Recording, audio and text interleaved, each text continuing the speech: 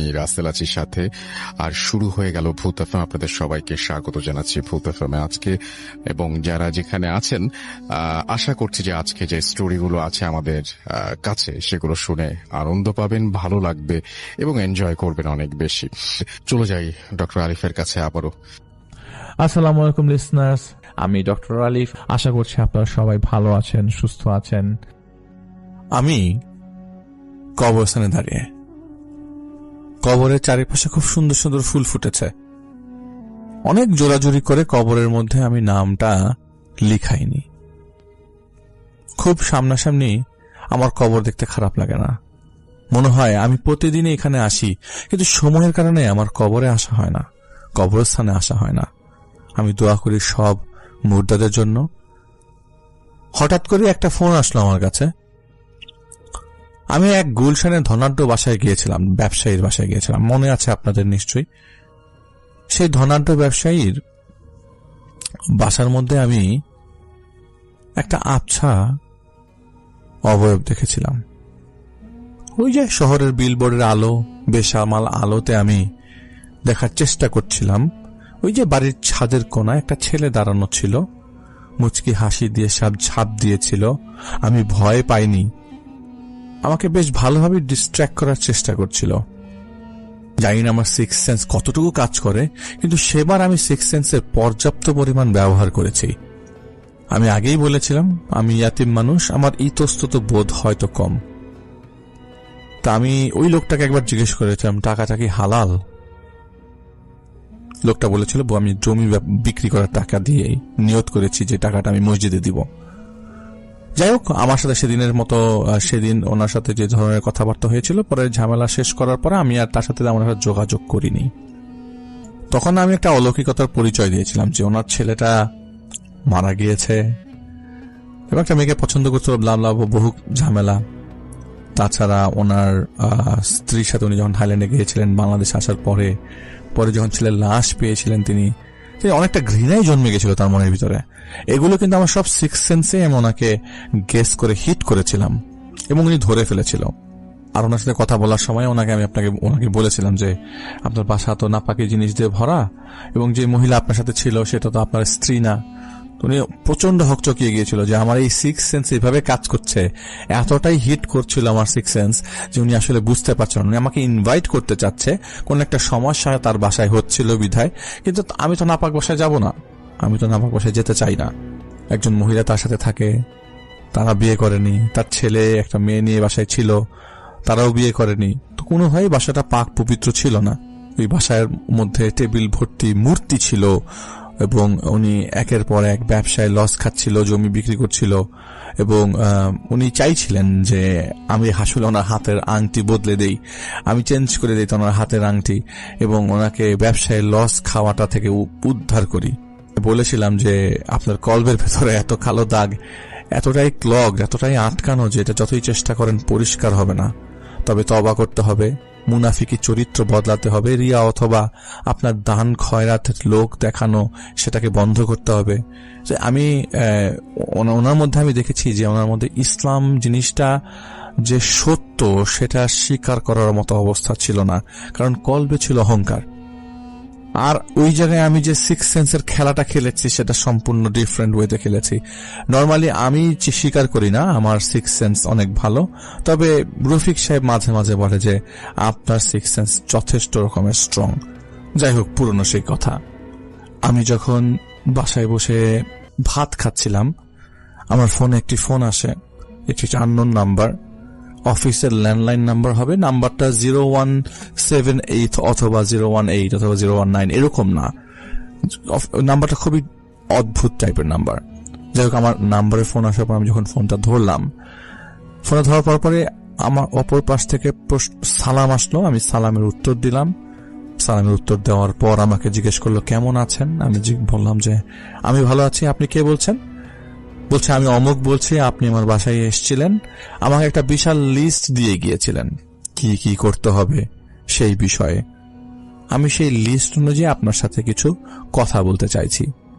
আমি জিজ্ঞেস করলাম অবশ্যই লিস্ট হিসেবে কথা বলা যাবে, কিন্তু আমি আপনার ভয়েসটা চিনতে পারছি না। তো এরকম লিস্ট তো আমি আগেও অনেক জায়গায় দিয়েছি। আমি বুঝতে পারছিলাম না ওনার পেঁচানো কথার মানে কি।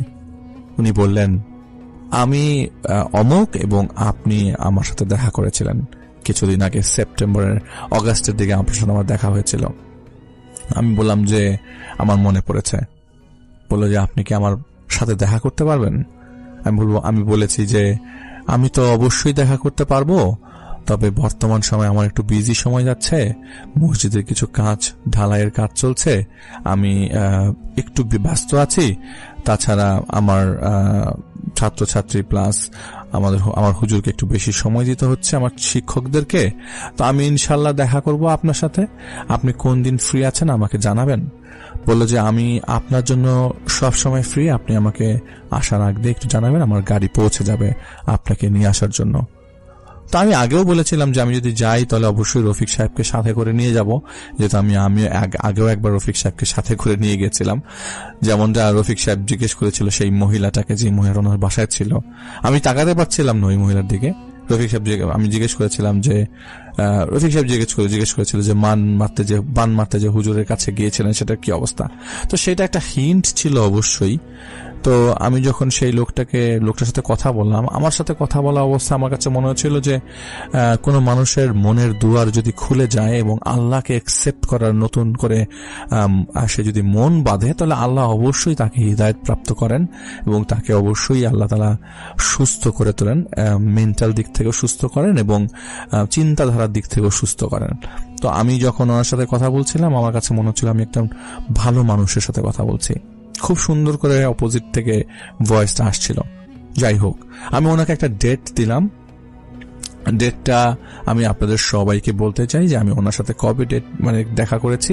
এটা হচ্ছে সোমবার ছিল দিনটা, এবং এটা হচ্ছে 30শে অক্টোবর 2023, যখন ওনার সাথে আমি শেষবারের মতো দেখা করি। এবং সেই দেখাটা আমার জীবনে কারোর সাথে দেখা এবং সবচেয়ে বদলে যাওয়া ডিফারেন্ট একটি দেখা। আমি ওনাকে বললাম যে আমি অমুক সময় আপনার অফিসে উপস্থিত হব। তিনি বললেন যে আমার অফিসে উপস্থিত হতে হবে না, আমি গাড়ি পাঠিয়ে দেবো, আপনি আমার বাসায় চলে আসবেন। তো আমি যখন ওই দিনটার জন্য অপেক্ষা করলাম, কারণ আমি সব সময় অপেক্ষা করি, কিন্তু এরকম ভাবে অপেক্ষা করি না। অনেক সময় আপনারা দেখবেন কোনো কিছু যদি আপনারা একটা গাছ লাগান, সেই গাছটা লাগানোর পর আপনারা কিন্তু প্রতিদিনই চেষ্টা করবেন গাছটা কত বড় হলো, কত কিছু হলো, গাছটার একটা চেক করার জন্য। যদি ভালো একটা ফল গাছ লাগান, সেই ফলটা কি ফল ভালো হলো কিনা, ফুল আসলো কিনা, এসব ব্যাপারে আপনারা বেশ যাচাই বাছাই করেন বা প্রতিদিন একটু খোঁজ নেন, প্রতিদিন একটু দেখেন, পানি দেন। ঠিক তেমনি ভাবে আমি যখন কারো শরীরে ইসলামের বীজ বুনে দিই, আমিও দেখার চেষ্টা করি যে সে কতটুকু ইসলাম পালন করতে পারছে। আমি অবশ্যই বলছি না আমি একজন খুবই ভালো মুসলিম, খুবই মুমিন মানুষ, তবে আমি চেষ্টা করি আমার আল্লাহকে সবসময় স্মরণ করবার জন্য এবং আল্লাহর রাস্তায় হাঁটবার জন্য। সকাল ঠিক 8:30টার দিকে আমার বাড়ির নিচে গাড়ি হাজির, বিশাল বড় কালো ল্যান্ড ক্রুজার প্রাডো, অসম্ভব সুন্দর গাড়ি। গাড়িতে যখন উঠলাম, সাথে সাথে দেখলাম যে সামনে একজন ভদ্রলোক বসা। ভদ্রলোক বলতে না, খুব সুন্দর ফিটফাট ড্রেস পরে একটা ছেলে বসে আছে। আমি বুঝলাম না গাড়িতে সেই ছেলেটা বসে আছে, সেই ছেলেটা কেনই বা আসলো। আমি খুবই সিম্পল লাগলো, নর্মাল লাগলো। আমি যখন গাড়িতে বসলাম, আমি বললাম যে আমি রফিক সাহেবকে নিব এবং আগের থেকে ঠিক করে রাখা হুজাইফাকে নিব। হুজাইফার সাথে আমার বেশ কিছুদিন যাবৎ ভালো কথা হচ্ছে। আপনারা সবাই জানেন হুজাইফাকে। হুজাইফা হচ্ছে রেফায়েত সাহেবের ছেলে। এবং আপনাদের সবাইকে একটা নিউজ দিতে চাচ্ছি যে হুজাইফা যেসব জিনিস ফেস করছে, সেসব জিনিস নিয়ে হুজাইফা খুব শিগগিরই ডক্টর আলিফের সাথে যোগাযোগ করবে। যাই হোক, হুজাইফার কথা পরে বলবো। হুজাইফাকে আমি পিক করব। আমি বলেছি যে অমুক এলাকায় থাকতে, যাতে হুজাইফাকে আমি পিক করতে পারি। আমি রফিক সাহেবকে পিক করার পর হুজাইফাকে রাস্তায় দাঁড়াতে বলি এবং হুজাইফাকে পিক করে গাড়ি চলছে আপন উদ্দেশ্যে। আমি একটা সময় দেখলাম গাড়ি যখন যাত্রাবাড়ি ফ্লাইওভার ক্রস করে গেল, আমি বুঝতে পারছি না আমি আসলে কোথায় যাচ্ছি। কারণ আমি লাস্টবার যখন সেই ধনাঢ্য ব্যবসায়ীর অফিসে গিয়েছিলাম, সেটা গুলশানে ছিল। আমি যখন লাস্টবার তার বাসায় গিয়েছিলাম, সেটা গুলশানে ছিল। আমি জানি না এখন আমাকে নিয়ে কোথায় যাওয়া হচ্ছে। একটা পর্যায়ে আমি নির্ভয়ে নিঃসংকোচে জিজ্ঞেস করলাম যে ভাই আপনি আমাকে কোথায় নিয়ে যাচ্ছেন? লোকটা বলল, আমি আপনাকে এমন জায়গায় নিয়ে যেতে চাচ্ছি যেখানে আমার স্যার উপস্থিত আছেন। আমি যাই হোক, আমি রফিক সাহেবের সাথে কথা বলা অবস্থায় জিজ্ঞেস করলাম যে রফিক সাহেব, আমরা তো গাড়িতে 4 জন, চা খাওয়া যায় নাকি? 5 জন, চা খাওয়া যায় কিনা? হুজাইফা বলছে যে আমরা 4 জন। তা আমি বলছি না, আমরা 5 জন। হুজাইফা বলছে যে সবকিছু ধরলে 5 জন, সবকিছু না ধরলে আমরা 4 জন। আমরা 3 জন পেছনে বসা, সামনে আমরা কেউ বসিনি, কারণ আমরা 3 জন মানুষ গাড়ির পেছনে বসেছিলাম। তার মধ্যে 2 জন, আমি এবং হুজাইফা, সামনে একজনকে দেখতে পাই। আমি যখন ভালো করে গাড়ির সিট থেকে ধরে এগিয়ে এগিয়ে দেখছিলাম সামনে কে বসে আছে, ওই সময় যিনি গাড়ি চালাচ্ছিলেন সেই ভাই, ওনার নাম ছিল মাহফুজ, আমাকে বলছে যে স্যার আপনি কি দেখছেন, হুজুর আপনি কি দেখছেন? আমি ভালো করে চেষ্টা করে দেখলাম যে এটা কি সেই অবয়বটা কিনা যাকে আমি ছাদের কোণায় দেখেছি। একদমই সঠিক, সেই ছেলেটা 18 বছর বয়স বা এর আশেপাশে হবে, গাড়ির সামনে বসে আছে, হাসছে একা একা, মুচকি মুচকি হাসি, আর চারিপাশে মুখের মধ্যে একটা আঙ্গুল পুরে তার চারিপাশে তাকাচ্ছে। মনে হচ্ছে সে জিনিসটা খুব এনজয় করছে। আমি বুঝতে পারলাম ড্রাইভার সাহেব তিনি তাকে দেখতে পাচ্ছেন না। আমিও যে তাকে খুব খুব কঠিন বা ভালো করে দেখতে পাচ্ছি সেটাও না, আমিও তাকে দেখতে পাচ্ছি খুব অস্বাভাবিক অবস্থায়। আমি দেখতে পাচ্ছি তিনি বসে আছেন, বাইরে কালো ঘুটঘুটে অন্ধকার, সকাল 8:30 মানে 9:30 দিকে ঘুটঘুটে অন্ধকার, কারণ বৃষ্টি শুরু হয়েছে। এখন একটু পর বৃষ্টি নামবে। কিছুক্ষণের মধ্যে মনে হলো গাড়িটা একটু হালকা লাগছে। সামনে ভালো করে চেক করে দেখলাম না, ছেলেটি আর নেই, ছেলেটি চলে গেছে। আমার সাথে কোনো কনভারসেশন হয়নি বা আমাকে কিছু বলেনি ছেলেটা। তা আমি জিজ্ঞেস করলাম আমরা কোথায় যাচ্ছি? অনেকক্ষণ যাবৎ গাড়ি চালাচ্ছেন মাহফুজ সাহেব, আমরা কোথায় যাচ্ছি? বলছে যে হুজুর চা খাবেন? আমি চলেন চা খাই। আমার কাছে একটা পর্যায়ে মনে হচ্ছিল যে নিশ্চয়ই তিনি আমাদেরকে এমন জায়গায় নিয়ে যাবেন যে জায়গাতে ওনার সবচেয়ে বড় ক্ষতি হয়েছে। আমার কাছে মনে হচ্ছিল। আমি তখনও সেই জিনিসটা ছুঁড়ে মারিনি, মানে আমার সিক্স সেন্স অথবা ইনটিউশন যেটা ছিল সেটা আমি ছুঁড়ে মারিনি। আমি জাস্ট চিন্তা করছিলাম হয়তো সেখানে নিচ্ছে। আমরা মাওয়া রোডে উঠলাম। অসম্ভব জোরে গাড়িটা টানতে শুরু করলেন মাহফুজ সাহেব। একটা পর্যায়ে গাড়ির পাশ মুন্সিগঞ্জের আগেই বাম দিক দিয়ে একটি রাস্তা গেল। আমি প্রপারলি রাস্তার নামটি স্মরণ করতে পারছি না। গাড়িটা ঢোকাতে বেশ কষ্ট হয়েছিল সেই রাস্তা দিয়ে। ঢোকানোর পরে একটা চায়ের দোকানে গাড়িটা থামলো। গাড়িটা রাখলো একটি মাঠের মধ্যে, চায়ের দোকানটা রাস্তার উপরে। তো আমরা চা খেলাম। চা খেতে খেতে সকাল 10:30। তো আমরা যখন চা খাওয়া শেষ করলাম দেখলাম উনি গলি থেকে বের করে আবারও হাইওয়েতে উঠলেন এবং মাওয়া প্রান্তে একটা পর্যায়ে পদ্মা ব্রিজ ক্রস করে গেলেন। আমি তখনও বুঝতে পারছি না আমি আসলে কোথায় যাচ্ছি, নাকি আমাদেরকে নিয়ে মেরে ফেলা হবে। কিন্তু আমার ওই ইনটিউশন যেটা বলছে, সিক্স সেন্স যেটা বলছে যে হতে পারে তিনি তার অফিসের যে ফ্যাক্টরি আছে সেই ফ্যাক্টরিতে আমাদেরকে নিয়ে যাচ্ছেন। সেই ফ্যাক্টরিতেই তিনি হয়তো আমাদের সাথে কোনো কিছু ডিসকাস করতে চাইছেন। তো আমি যখন আমরা যখন মোটামুটি দুপুর 3টা, তখন 3টা নাগাদ আমরা ওনার ফ্যাক্টরির কাছাকাছি পৌঁছে গেছি। আমি বলবো না কোন জায়গাটা, কোন এরিয়াতে, কোন নামের ফ্যাক্টরি। আমি যখন ফ্যাক্টরিতে ঢুকলাম দেখলাম ফ্যাক্টরির প্রতিটা মেশিন বন্ধ, পুরা ফ্যাক্টরিটা ভর্তি মানুষজন, কমপক্ষে 150 থেকে 200 মানুষজন। এরা সবাই ওই পুরো ফ্যাক্টরির সিলিং ধরে হাঁটছে, উল্টো হয়ে সিলিং ধরে হাঁটছে। আমি চারিপাশে মাথা ঘুরাচ্ছি। আমি লক্ষ্য করলাম হুজাইফাও চারিপাশে মাথা ঘুরাচ্ছে, মানে সেও দেখতে পাচ্ছে, রফিক সাহেব দেখতে পাচ্ছিলেন না। তা আমি হুজাইফাকে ইশারা করলাম যে ওদের দিকে এভাবে তাকিও না। অনেকটা বাদুরের মতো, বাদুর যেভাবে ঝুলে থাকে মানুষগুলো ফ্যাক্টরির ভিতরে সেভাবে ঝুলে আছে। পুরো ফ্যাক্টরিটা অন্ধকার। তখন বিকাল 4টা বাজে। আমি দেখলাম একটা মানুষ হেঁটে আসছে, সাদা শার্ট পরা, কালো প্যান্ট এবং পায়ের শু। মানুষটার মাথার মধ্যে, মানে মানুষটার যে জায়গাটায় মাথা থাকবার কথা সেই জায়গায় কোনো মাথা নেই। মানুষটা হেঁটে আমার কাছে আসলো। মনে হচ্ছে যে সে নাক দিয়ে নিঃশ্বাস নিচ্ছে, কিছু শুকে আমাকে গন্ধ নেওয়ার চেষ্টা করছে, কিন্তু তার নাকটা আমি দেখতে পাচ্ছি না, শব্দটা পাচ্ছি সে চেষ্টা করছে। তো আমাকে হুজাইফা বললেন যে হুজুর আপনি একটু দূরে থাকেন, ও নাপাক। এটা বলার পরপরই আমি এক হাত পিছিয়ে যাই এবং সাথে সাথেই আমার শরীরটা বন্ধ করে দেই। রফিক সাহেব বুঝে গেলেন যখন আমার শরীর বন্ধ করছি, আমি যখন আউযুবিল্লাহি মিনাশ শাইতানির রাজিম পরে 3টা হাততালি দিলাম, রফিক সাহেব সাথে সাথেই বুঝে গেলেন যে এখানে সমস্যা আছে। রফিক সাহেবও সাথে সাথে তার শরীর বন্ধ করে ফেললেন। হুজাইফা মনে আগের থেকেই বন্ধ করে রেখেছেন। হুজাইফা দেখলাম আমি আর রফিক সাহেব যে স্পিডে হাঁটছি, হুজাইফা তার থেকে দ্বিগুণ স্পিডে হাঁটছে। মানে হাঁটছিলাম আমরা, কিন্তু হুজাইফা একটু জোরে হাঁটছে। তো সেই ড্রাইভার আসলো, বললো যে আসুন স্যার, আপনাদেরকে নিয়ে যাচ্ছি, চলেন আপনি, স্যার আপনাদের জন্য অপেক্ষা করছে। পুরো ফ্যাক্টরিটা বন্ধ, মেইন গেট লাগানো, পুরো ফ্যাক্টরি বন্ধ। ফ্যাক্টরিটা বিশাল বড় এবং আমরা যখন ফ্যাক্টরির ভিতর দিয়ে সিঁড়ি আছে, ফ্যাক্টরিটা এক টিনের চালা দিয়ে তৈরি, মানে টিনের চালাটা উপরে পুরাটা টিন দেওয়া। পুরা ফ্যাক্টরিটার চারিপাশটা কনস্ট্রাক্ট করা হয়েছে স্টিলের ফ্যাব্রিকেশনস দিয়ে। তো আমি যখন উপরে উঠলাম, আমরা উপরে ওঠার পরে দেখলাম 2জন সিকিউরিটি গার্ড বাইরে দাঁড়ানো, একজনের কোমরে বন্দুক দেখেছি। তা আমার কাছে মনে হচ্ছে যে আমাদেরকে এইখানে কেন নিয়ে আসা হলো এবং কি কারণে নিয়ে আসা হলো। তো আমরা যখন ভেতরে বসলাম, আমাদের জন্য খাওয়া রেডি, কারণ আমরা এতক্ষণ যাবত জার্নি করেছি। আমরা জানতাম না যে আসলে আমরা এত দূরে আসবো। গাড়িতে ওঠার পরে জিনিসগুলো আসলে বোঝা যায়নি। আমি এর মধ্যে জোহরের নামাজ রাস্তায় পড়েছি এবং মেসেজ দিয়ে মুয়াজ্জিন সাহেবকে জানিয়েছি যে আমি আজকে রাত্রে আর আসতে পারবো না। আমার 6th সেন্স বলছে আমাকে এখানে অনেকদিন থাকতে হবে।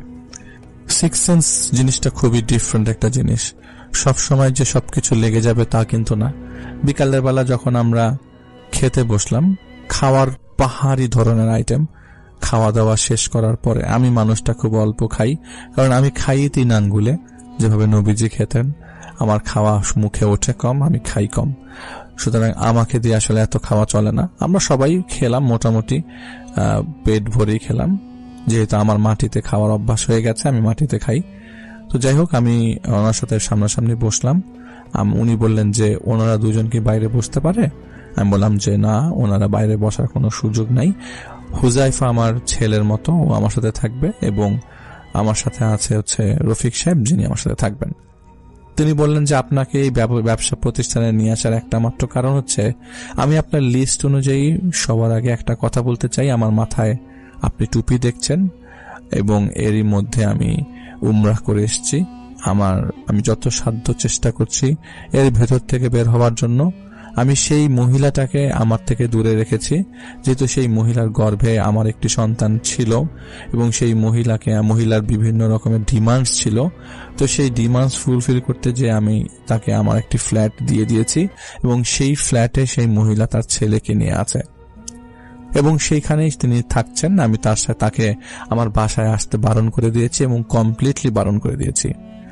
তিনি অনেক হুমকি দিয়েছেন, আমি হুমকির মধ্যে দিয়ে গেছি, কিন্তু আমি আল্লাহকে সাক্ষী রেখে ওনাকে বউ করার জন্য যখন ওনাকে বলি যে আমি আপনাকে বিয়ে করতে চাই, তিনি যখন একসেপ্ট করলেন এবং আমি বলেছি যে বিয়ে করার পর আমি সব সম্পত্তি ট্রাস্টে দিয়ে দিব, তখন তিনি আর আমাকে বিয়ে করতে চাইলেন না। সেই জিনিসটা আমি অ্যাকচুয়ালি ওনাকে পরীক্ষা করার জন্য করেছিলাম। যাই হোক, সে এখন আলাদা করে সেই ফ্ল্যাটে আছে। আমি বলেছি যদি আমার লাইফে আসতে চাও তাহলে অবশ্যই বিয়ে করে আসতে হবে। আমি আমার হালাল অপশনটা ওপেন রেখেছি, তবে আমি চাই না সে আমার জীবনে আসুক। আমি অনেক কিছু হারিয়েছি হয়তো তার জন্য। এবার আসে আসল কথায়। আমার এই ফ্যাক্টরি বন্ধ প্রায় 9.5 বছর। এই 9.5 বছর আমি এই ফ্যাক্টরিতে কোনো ধরনের প্রোডাকশনে যেতে পারিনি। অলরেডি 8-10টা মেশিন আমি বিক্রি করেছি এবং 8-10টা মেশিন আমি আরো বিক্রি করার পথে। আমি সাথে সাথে বললাম, আপনি হয়তো অলরেডি কোনো পার্টি দেখে রেখেছেন এটি বিক্রি করা, তাই না? ফুল ফ্যাক্টরি, কিন্তু বিক্রি হচ্ছে না। আপনি চাইছেন বিক্রি করতে, তাই তো? তিনি বললেন হ্যাঁ, আমি চাইছি বিক্রি করতে, কিন্তু কিছুদিন আগে আমার এখানে এক ছেলে খুন হয়। ছেলেটা খুন হওয়ার পর থেকে এই জায়গাতে আমি আসলে ঝামেলা পড়েছি আর কি। আমার এখানে কেউ কাজ করতে চায় না এবং আমার প্রত্যেকটি জিনিস এখন ইনসিকিউর থাকে। আমি মোস্ট অফ দ্য টাইম এখানে আসার চেষ্টা করি, আমার কাছে একটা জিনিস মনে হয় যে আমাকে কিছু একটা এখানে টেনে নিয়ে আসে, জানি না কি, তবে আমার কাছে মনে হয় এই জায়গাটা খুবই খারাপ অবস্থায় আছে। আপনি কি আমার এই জায়গাটা কিছু করতে পারেন কিনা, তারপর আমি আপনাকে আমার বাসায় নিব। আমার বাসায় নেওয়ার জন্য আমি বাসার চেষ্টা করছি আপনাকে আপনার মতো গুছিয়ে দিতে। আমি জানি আপনি বাসায় যেয়ে কিছু পাবেন না, এটা উনি বলছেন, তবে আমি এতটুকু বুঝি আপনি এখান থেকে অনেক কিছু আন্দাজ করতে পারেন। সেই বাদুরওয়ালা মানুষরা যেগুলো ঝুলে ছিল, সিলিং এর উপর হাঁটছিল, তাদেরকে চিন্তা করলাম অ্যাটলিস্ট 200টা তো হবেই সেখানে। তো হুজাইফা বলছে যে এক্সকিউজ মি আঙ্কেল, আমি কি আপনাকে কিছু কথা বলতে পারি? সে বললেন বলো। তো হুজাইফার বয়স যেহেতু কম, লোকটা বললেন বলো। বলল যে আপনি এই ফ্যাক্টরিটা বিক্রি করে দেন, আপনি খুবই শিগগিরই এটার জন্য পার্টি পেয়ে যাবেন, কিন্তু পার্টি পাবার পরে এইখানে যেসব জিনিসগুলো আপনার সাথে খারাপ ঘটেছিল সেগুলো আপনার অন্য ফ্যাক্টরিতে যে উঠবে। এর থেকে ভালো আপনি আগে এই ফ্যাক্টরির এই ফ্যাক্টরির জন্য সলিউশন বের করেন। এই ফ্যাক্টরির সলিউশন বের করার পরে বিক্রি করাটা আপনার বিষয়, তবে আমি সাজেস্ট করব আপনাকে এটি বিক্রি না করার জন্য, কারণ এর থেকে ভালো ফ্যাক্টরি আর হতে পারে না। আর আল্লাহ তাআলার জন্য যথেষ্ট পরিমাণ দান খয়রাতের ব্যবস্থা আপনার আছে, আপনি সেটি করা শুরু করুন। আপনি মনের মধ্যে যেটা ইরাদা করছেন সেটা করুন। আপনার বাসার আশেপাশে যেসব ছোট ছোট বাচ্চা আছে সেগুলো দেখলে ভয় পাবেন না। এইটা বলার পর উনি পুরা বড় বড় চোখ করে ফেল হুজাইফার দিকে। মানে হুজাইফাকে এমন অবস্থা, এত বড় চোখ করে, চেয়ারটা ওনার রিক্লাইনার চেয়ার, তো উনি হেলান দিয়ে একটু পেছনের দিকে ছিলেন। সাথে সাথে উঠে বললেন যে আপনি কিভাবে জানলেন, তুমি কিভাবে জানলে আমি ছোট ছোট বাচ্চা দেখি? হুজাইফা বলল যে আমি আর এইসব ব্যাপারে কথা বলতে চাই না, তবে আমার মনে হয় আপনি হুজুরের সাথে কথা বলুন, পরে আপনি বুঝতে পারবেন।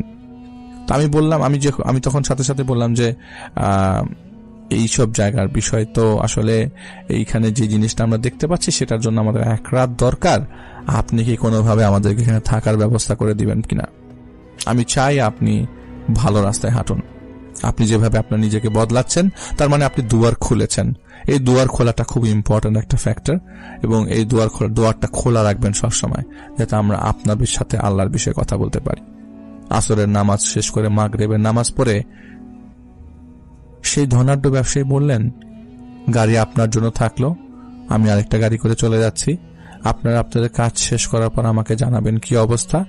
আমি জানি আপনারা জিনিসটার জন্য কিছু করতে পারেন, যদি পারেন তাহলে খুবই উপকৃত হব। এটা আমার সবচেয়ে পছন্দের একটা ফ্যাক্টরি ছিল, যেটা 9.5 বছর ধরে বন্ধ, এবং এখানে যেসব মজদুর ছিল সেসব মজদুরদের মধ্যে একজন মজদুর মারা গিয়েছিল, এবং সে তার লাশ পাওয়া গেছিল আমার ফ্যাক্টরির ভেতর, এবং সেই লাশটা ছিল পুরাটাই দ্বিখণ্ডিত, মাঝখান দিয়ে কাটা। আমি যখন আপনাকে বলি যে, উনি বলছেন যে আমি বলি আপনাকে, আমি যখন ঘটনার খবর পেলাম তখন আমি লন্ডনের উদ্দেশ্যে রওনা দিব। আমার লন্ডনে একটা মিটিং ছিল, এই মিটিংটা আমি ক্যান্সেল করে এখানে এসে দেখি লাশ পুরো অর্ধেক হয়ে আছে। পুলিশও লাশ টাচ করতে পারছিল না, কারণ মজদুরটা সে আমার ফ্যাক্টরির ছিল। যাই হোক, আমি অনেক কষ্টে চেষ্টা করেছি, এবং উনি কথা বলার মাঝখানে আমি বললাম যে আমি একটু ইন্টারাপ্ট করি, আপনি সেই মজদুরকে এত অল্প টাকা কেন দিয়েছেন? এটাও আমি 6 সেন্সে বলেছি। সাথে সাথে তিনি অবাক হয়ে বললেন যে আপনি কি করে জানেন আমি অল্প টাকা দিয়েছি, আর সেটা অল্প কিভাবে বুঝলেন? বলে যে একটা মানুষের জীবনের দাম তো আসলে টাকা দিয়ে হয় না, কিন্তু আপনি যে টাকাটা ওনাকে শেয়ার করেছেন সেটা খুবই নগণ্য, এবং তারা পরিবারভাবে ওই মানুষটার উপর ডিপেন্ডেন্ট ছিল। আপনি যে টাকাটা দিয়েছেন সেটা আসলে কোনো কিছু না, ওনার জন্য কিছু টাকার ব্যবস্থা করেন। এবং এটাও বললাম যে আমরা আজকে রাতে দেখবো এখানে কি অবস্থা। আসলে রাতটা থাকার একটা মাত্র কারণ হচ্ছে আমি এরকম করে কখনো বাদুর ঝোলা 100-200 মানুষ দেখিনি। তো আমি যখন রাতের বেলা আমরা মোটামুটি নামাজ শেষ করলাম, বাইরের মসজিদ থেকে নামাজ পড়ে এসে ভেতরে ঢুকলাম, সেই 2টা সিকিউরিটি গার্ড নিয়ে তিনি আর গেলেন না, সেই সিকিউরিটিগুলো আমাদের এখানে থাকলেন। এর মধ্যে বাইরে একটা আনসার সদস্য চলে আসলো, সেই আনসার সদস্যকে আলাদা করে নিয়ে আসা হয়, সে পেমেন্ট করা হয়। যাই হোক, আনসার সদস্যটা আসলে তিনি একটা সিকিউরিটি কোম্পানির লোকই, তো তিনি এক্স আনসার সদস্য ছিল। তো তার সাথে কথাবার্তা বললাম, জিজ্ঞেস করলাম এই ফ্যাক্টরির ভিতরে কি সমস্যা। তখনও ফ্যাক্টরির ভিতরে আসলে আমরা সেরকম ভাবে জেকে বসিনি ফ্যাক্টরির সমস্যা কি খুঁজে বের করার জন্য। এরই মধ্যে আমি কিছু রক্তের গন্ধ পাচ্ছিলাম, মনে হচ্ছে যে কোন রক্ত কোরবানির সময় যেরকম গন্ধটা আসে, সেই জায়গায় হাঁটার সময় ওই ফ্যাক্টরি থেকে বের হওয়ার সময় আমি একটা রক্তের গন্ধ পেলাম। রক্তের গন্ধটা খুব কড়া হয়ে নাকে আসলো। যাই হোক, আমি সেই আনসার সদস্যটার সাথে কথা বললাম, এক্স আনসার সদস্য। তিনি বললেন যে এখানে যে মানুষটাকে মেরে ফেলা হয়েছিল, তাকে কে মেরেছে, কিভাবে মেরেছে সেটা কোনোভাবেই ডিটেক্ট করা যায়নি। সিসিটিভি ক্যামেরাতেও তিনি ধরা পড়েনি, কারণ ভেতরে যেই মেশিনের পেছনে তাকে মেরে ফেলা হয়েছে বা লাশটা যেখানে পাওয়া গেছে সেখানে সিসি ক্যামেরা কভার করে না। তো এটা খুবই পরিকল্পিত, কারণ সিসি ক্যামেরা কতটুকু কভার করে সেটা একমাত্র ভেতরের লোক ছাড়া যায় না, জানার কথা না। তবে তাকে কিভাবে মারা হলো সেটা জানি না আমরা, সেটা কিভাবে সম্ভব। আমি জিজ্ঞেস করলাম কত টাকা দেওয়া হয়েছে সেই ফ্যামিলিকে। বলে যে সেই ফ্যামিলিকে 50,000 টাকা প্রথমে দেওয়া হয়েছিল, পরে 70,000 টাকা দিয়েছিল। বলে এই লোকটাকে এখানে কত টাকা বেতনে কাজ করতো? বলে ছেলেটা এখানে লোকটা বেতনে কাজ করতো প্রায় 17-18,000 টাকা, কারণ সে মেকানিক ছিল। তখন আমি বললাম আচ্ছা ঠিক আছে, কোনো সমস্যা নাই। আমরা রাতের বেলা বাসায় এখানে ওই ভেতরে যে রুমটা আমাদেরকে দেওয়া হলো, সেই রুমের ভিতরে আমরা ঘুমানোর প্রিপারেশন নিচ্ছি। আমি তাহাজ্জুদ পড়ে নিচ্ছি, রাত 12টা তখন বাজে। ভেতর থেকে তুমুল শব্দ আসতে শুরু করলো। আমরা সকালবেলা যখন ফ্যাক্টরির ভিতরে এন্ট্রি করি, বাদুরের মতো ঝুলেছিল প্রত্যেকটি মানুষ। সেই মানুষগুলোই এখন দৌড়াদৌড়ি করছে, একজন একজনের সাথে মারামারি করছে, হাসছে, কিছু একটা করছে। তবে এরা পুরো অন্ধকারের মধ্যে, মানে মনে হচ্ছে যে পুরো ওই টিনের পুরো ফ্যাক্টরিটার মধ্যে হয়তো ধ্বংসযজ্ঞ চলছে। মনে হচ্ছে যে বুলডোজার দিকে ফ্যাক্টরিটা ভেঙে ফেলবে। বাইরে কোনো বৃষ্টি হচ্ছে না, কিছু হচ্ছে না, তারপর প্রচন্ড শব্দ। আমার ঘুমাতে বেশ কষ্ট হয়ে গেল। আমি ফ্যাক্টরির ভেতরে একটা লাইটের ব্যবস্থা করা ছিল, সেই লাইটটা জ্বালালাম। আমি হুজাইফাকে সাথে নিলাম, রফিক সাহেবকে বললাম আপনি ফ্যাক্টরির পেছনের দিকে যান। হুজাইফাকে বললাম তুমি এখানে কারোর সাথে কথা বলতে পারছো বা কেউ কি তোমার কাছে আসছে? হুজাইফা বলল যে এইখানে যিনি হেড আছেন, এইখানে প্রায় 700 জিন আছে, প্রতিদিনই কোনো না কোনো জিনিস এখানে থাকছে, আবার চলে যাচ্ছে। এই রোটেশনটা প্রায় 10 বছর যাবত। এইখানে আমার এখানে যে ওস্তাদ আছে একজন আমাকে বলছেন ফিস করে কানের মধ্যে যে এই জিনিসটা পরিত্যক্ত করারই প্ল্যান করা ছিল, এবং এখানে কোনো ফ্যাক্টরিতে কাজ শুরু হলে আরো মানুষের মৃত্যু হতে পারে। তো এইখানে যেটা বান মারা হয়েছে বা কিছু একটা করা হয়েছে বা এখানে এতগুলো জিন আসলো কিভাবে, সেটা জানাটাই এখন সময়ের দাবি। হুজাইফা বলল যে হুজুর আমরা এখন চলে যাব এখান থেকে, এখানে আর থাকা যাবে না কোনোভাবেই। সেই ওস্তাদরা কন্টিনিউয়াসলি হুজাইফাকে বলছে সেই জায়গা থেকে বের হওয়ার জন্য, তবে এই জায়গাটা আবার আসতে হবে, সেটা বোঝা গেল। এবং এই পুরো ফ্যাক্টরির পেছনে এই মর্মান্তিক অবস্থাকে যদি দায়ী করা হয় যে এই ঘটনার জন্য কে দায়ী বা কি, সেটাকে বের করার আগে একটা কবরকে খুঁজতে হবে। যেটা শুরুতে আমি বলেছিলাম, কবর স্থানে যেতে হবে। সেই কবরস্থানটা কোথায় সেটা খোঁজাটা এখন সময়ের দাবি। আমরা খবর দিলাম সেই ড্রাইভারকে যিনি আমাদেরকে নিয়ে এসেছিলেন সেই গাড়িটাকে চালানোর জন্য। তো আমরা সাথে সাথে গাড়িতে উঠে আমরা সেই জায়গাটা থাকলাম না। সেই এক্স আনসার সদস্যকে তাকে বলে গেলাম যে এই জায়গাটা আমরা রেখে যাচ্ছি, আমরা পরে আসব। উনি খুব খুশি হয়ে গেলেন, নাকি আমরা চলে যাওয়াটা তারা তিনি খুব এক্সাইটেড হয়ে গেলেন যে আমরা চলে যাচ্ছি, না হ্যাঁ ঠিক আছে ভালো থাকেন, এরকম একটা অ্যাটিটিউড শো করলেন, যেটা আমার কাছে মোটেও পছন্দ হয়নি। যাই হোক, আমরা চলে আসি সেখান থেকে এবং আমাদেরকে গাড়ি 3 জায়গায় নামিয়ে দেয়। আগে হুজাইফাকে আমরা নামাই, যেটা আমাদের জন্য সহজ হয়েছিল। হুজাইফাকে নামানোর পর আমরা আমাদের এলাকায় চলে আসি এবং গাড়িটা নামিয়ে সেখান থেকে চলে যায়। দুপুর 2:30টার দিকে আমি বাড়ি ফিরছি, এমন সময় একটা ফোন আসলো। সে আগের নাম্বার থেকেই। ফোনটা আসার পর আমি ফোনটা ধরলাম। তিনি বললেন যে আপনি কি করে গেছেন আমার ফ্যাক্টরির ভেতরে? আমি বললাম যে আমরা কিছুই করিনি, আপনার ফ্যাক্টরিটা আমরা দেখেছি, কিছু জিনিস বোঝার চেষ্টা করেছি, পরে হয়তো আবার যাওয়া হবে। বলে যে আমার ফ্যাক্টরির ভেতরে সব মেশিন ওলটপালট হয়ে গেছে। তো আমি বললাম যে আমি তো আপনার মেশিন ওলটপালট করিনি। তখন ওই পাশ থেকে সেই ধনাঢ্য ব্যবসায়ী বলল, আপনারা দেখেন কি করবেন, তবে সেই অবস্থা খুবই ভালো, খুবই খারাপ, সেখানে কেউ থাকতে পারছে না। গতকালকে রাত থেকে প্রচন্ড জোরে জোরে মহিলাদের চিৎকারের শব্দ আসছে ভেতর থেকে, ভেতরে কেউ থাকে না। আপনারাই ভালো জানেন সেখানে আপনারা কি দেখেছেন এবং সেটার কোনো সলিউশনে আপনারা আসতে পারবেন কিনা। আমি বললাম যে ফোনে আমি আপনাকে কিছু বলতে পারবো না, ফোনে বললে হয়তো সেটা হিতে বিপরীত হতে পারে, আমি আপনাকে সামনাসামনি এসে দেখা করব। সেই দেখা করার ডেটটা পড়েছে এই মাসের 10 তারিখ। হয়তোবা আমি জানাবো আপনাদেরকে কি হচ্ছে কি হবে সেই ফ্যাক্টরি ঘিরে। তবে এতটুকু বলতে পারি, সেই ফ্যাক্টরিতে শুধু একটি লাশের ঘটনায় বিদ্যমান না, সেই ফ্যাক্টরিতে ঘটেছে আরো ঘটনা। আমি আব্দুর রব আপনাদের সবার সাথে আছি। শুনে আসবো, আশা করছি যে এই ঘটনাটা আপনাদের অনেক বেশি ভালো লাগবে। চলুন শুরুতেই চলে যায় আফনান ভাইয়ের কাছে। এই ঘটনাটি শোভন দাস ভাই উনি সংগ্রহ করেছেন ওনার পরিচিত একজন মানুষের কাছ থেকে। আর যেই জায়গা সম্পর্কে আমরা এই ঘটনাটি শুনব, এই ঘটনাটি এখনো কিন্তু ওখানে চলমান রয়েছে বলে উনি জেনেছেন। ওখানকার লোকজন জায়গাটিকে খুবই ভয় করে, পারতপক্ষে ওই স্থানটিকে পরিহার করেই চলে।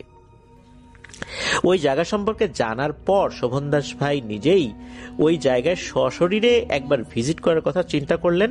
তবে সশরীরে ভিজিট করার ক্ষেত্রে সতর্কতা অবলম্বনের কথাই বলে দিয়েছিলেন, কারণ ওই জায়গাটা তো আসলে খুব একটা বেশি ভালো না এই জন্য।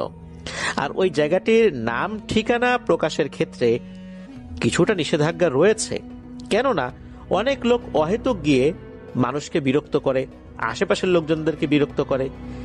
তাছাড়া এমনও হতে পারে যে মানুষজন কৌতূহলবশত ওখানে গেল, এরপর কোন একটা সমস্যায় পড়ল। এই কারণে মূলত একদম এক্সাক্ট ঠিকানাটা প্রকাশ করার ক্ষেত্রে কিছুটা নিষেধাজ্ঞা রয়েছে। তবে এই ঘটনায় যে ক্যারেক্টারগুলো রয়েছে সবগুলো চরিত্রের নামই আসল, তাদের নাম প্রকাশে কোনো নিষেধাজ্ঞা নেই। ঘটনাটি মূলত একজন প্রভাবশালী জমিদার প্রতাপচন্দ্র রায় বাহাদুরের জমিদার বাড়িকে কেন্দ্র করে। আর এই ঘটনাটি যিনি বলেছেন ওনার নাম সত্যজিৎ দত্ত চৌধুরী। উনি জানিয়েছেন এই ঘটনাটি কেবল একটি রাতে সংঘটিত হয়েছিল, যেটা ওই সত্যজিৎ বাবু বলেছেন। তো এই সত্যজিৎ বাবুর গ্রামে গ্রামে ঘুরে বেড়ানো এটা ওনার একটা পুরনো অভ্যাস। বাড়ির লোকমুখে উনি শুনেছিলেন যে পূর্বে ওনারা জমিদার ছিলেন, তাই বাংলার জমিদারের ইতিহাস সম্পর্কে তথ্য সংকলন করা ওনার এক নেশা। বলতে পারা যায় উনি এই বিষয়ে একজন গবেষক। অন্তত 200-র মতো জমিদার বাড়ি উনি দেখেছেন এই এপার বাংলা ওপার বাংলা জুড়ে। তবে হানাবাড়ি দেখার ক্ষেত্রে ওনার বেশ কৌতূহল রয়েছে। বর্তমানে ইন্টারনেটের যুগে, অ্যাপসের যুগে উনি যা তথ্য পেয়েছেন, এসব যান্ত্রিক সহায়তায় তার থেকে বেশি পেয়েছেন লাইব্রেরিতে পুরনো বই, কাগজপত্র, নথি এগুলো ঘেটে। বছর 3-4 আগে শান্তিপুরের একটি জমিদার বাড়ির খবর পেয়েছিলেন এক বন্ধুর কাছে। গ্রামটি যে কোথায় তা ঠিক বোঝানো যাবে না, তবে কাথি থেকে অনেকটা গিয়ে তারপর এই গ্রাম পড়বে। দুপুরে খেয়ে দিয়ে রওনা হয়েছিলেন, তা পৌঁছাতে পৌঁছাতে রাত 8:30 বেজে যায়। দেরি হয়ে গিয়েছিল কারণ ট্রেন মাঝে মাঝে দাঁড়িয়ে পড়েছিল সিগন্যালের গন্ডগোলের কারণে, আবার ক্রসিং ছিল। তাই একদিকে ভালোই হলো, কারণ রোমাঞ্চকর অভিজ্ঞতা রাতে ভালো করে অনুভব করা যায়। এই চিন্তা করে ওনার কাছে ভালোই লাগছিল। জমিদার বাড়িতে যে রহস্যময় অভিজ্ঞতা হয়েছিল সেটাই উনি বলেছেন। উনি প্ল্যাটফর্মে নামেন কোন রকমে, ট্রেন থামতেই সমস্ত লোকজন হুড়মুড় করে নেমে যাচ্ছিল। কিছুক্ষণ পর দেখা গেল প্ল্যাটফর্ম ফাঁকা। দেখলেন যে একটি মহিলা দোকান বন্ধ করছে। তার কাছে উনি গেলেন, তাকে ডাকলেন যে শুনছেন? তো উনি মুখ ঘুরিয়ে বলছেন, জি কিছু বলবেন? তখন সত্যজিৎ বাবু বলছেন, তাই এখনই দোকান বন্ধ করে দিচ্ছেন যে? তখন ওই মহিলা বলেন, হ্যাঁ, রাত হয়ে গেছে তো, রাত 8টার পরে এখানে দোকানপাট আসলে ওভাবে খোলা থাকে না। তো উনিও বিস্ময়ের সাথে প্রশ্ন করলেন যে এত তাড়াতাড়ি? তখন ওই ভদ্র মহিলা বললেন যে আজ তো পূর্ণিমার রাত, এই জন্য একটু তাড়াতাড়ি বন্ধ করে দিচ্ছি। তা আপনি কোথায় যাবেন? তখন সত্যজিৎ বাবু বললেন যে আমি তো প্রতাপচন্দ্র রায় বাহাদুরের জমিদার বাড়িতে যাব, শুনেছি ওই বাড়িটা আজও আছে, ওইটা দেখার জন্য আসছি। ওই মহিলাটি চমকে উঠে বললেন, কি সর্বনাশী কথা, আপনি কি যাবার আর জায়গা পেলেন না? রাত বিরেতে এখন ওইখানে যাওয়ার জন্য আসছেন? ওই মহিলাটি সত্যজিৎ বাবুর পুরো কথাটিও শেষ করতে দিল না। উনি তাড়াতাড়ি করে দোকানের ঝাঁপি বন্ধ করে মনে হলো একরকম পালিয়েই গেলেন। ব্যাপারটা সত্যজিৎ বাবুর কাছে বেশ রহস্যজনক মনে হলো। একটা পুরনো জমিদার বাড়ির নাম শুনে ওই মহিলা ওইরকম হয়ে গেল কেন? এরপর তো উনি দাঁড়িয়ে আছেন। এমন সময় একটি আলো প্ল্যাটফর্মের একটা সাইডে দেখা যায়। তো উনি সেই আলোর দিকে এগিয়ে গেলেন, দেখলেন যে একটা ভ্যান রিক্সা। উনি তো থামবার ইশারা করলেন, সেটা থামেও। দেখা গেল একটা মধ্যবয়স্ক রিক্সা চালক। সেই রিক্সা চালক জিজ্ঞেস করলো যে কোথায় যাবেন বাবু? তখন উনি তো উত্তর দিলেন যে ওই সেই প্রতাপচন্দ্র রায় বাহাদুরের বাড়িতে উনি যাবেন। তো চালকটি একটু ভাবখানা এমন যে ভয় পেয়েছেন। উনি বললেন যে ওই বাড়িতে তো একটু সমস্যা আছে, তো আপনি তো আগে কখনো মনে হয় গ্রামে আসেন না, আপনাকে তো কখনো দেখি নাই, তো আপনি অযথা রাত বিরেতে ওইদিকে কেন যাবেন? উনি তো উত্তর দিলেন, আসছি এমনি দেখার জন্য। তো চালকের নাম জিজ্ঞেস করলেন। তখন চালক বললেন তার নাম হচ্ছে গোবিন্দ, তবে তার একটা ডাক নাম আছে, ডাক নাম হচ্ছে বোচা। উনি আবার জিজ্ঞেস করলেন ওই রিক্সা চালককে যে রাত 8টার পরে দেখলাম এখানে সবকিছু ফাঁকা হয়ে যায়, আর ওই যে দোকানদার মহিলা জমিদার বাড়ির কথা শুনেই তো মনে হলো একরকম পালিয়েই গেল, ঘটনাটা কি? তখন ওই রিক্সা চালক একটু ভীত হয়ে বললেন যে আজ তো পূর্ণিমার রাত, রাত 9টার পর আমিও আর গাড়িটারি চালাবো না, আর পূর্ণিমার রাতে আবার একটু সমস্যাই হয়। উনি আবার হেসে বললেন যে পূর্ণিমার রাতে আবার কি সমস্যা?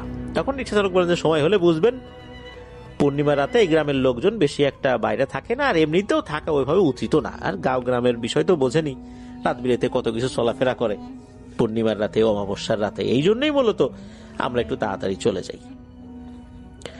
আর গ্রামে তো আসলেন, দেখেন তো কয়টা মানুষকে দেখতেছেন, আছে নাকি বেশি লোক? আর জমিদার বাড়ির ওই পর্যন্ত কিন্তু নিয়ে যেতে পারবো না, ক্ষমা করবেন, আমি আগে ভাগেই আপনাকে নামাই দেওয়ার চেষ্টা করব। এই সমস্ত কথা শুনে তো সত্যজিৎ বাবুর মনের মধ্যে কৌতূহল তো আরো শতগুণ বেড়ে যায়। উনি তো রিক্সা চালককে একরকম চেপেই ধরলেন যে যেভাবেই হোক আমাকে ওখানে নিয়ে যান, কিন্তু সে তো কিছুতেই রাজি হয় না। উনিও নাসর বান্দা অবশেষে 3 গুণ ভাড়া দেওয়ার প্রতিশ্রুতি দিয়ে তাকে রাজি করাতে সক্ষম হলেন।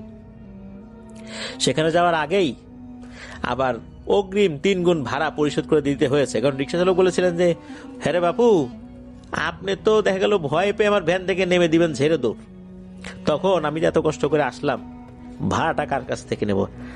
আগে ভাগেই 3 গুণ ভাড়াটা দিয়ে দেন দেখিনি।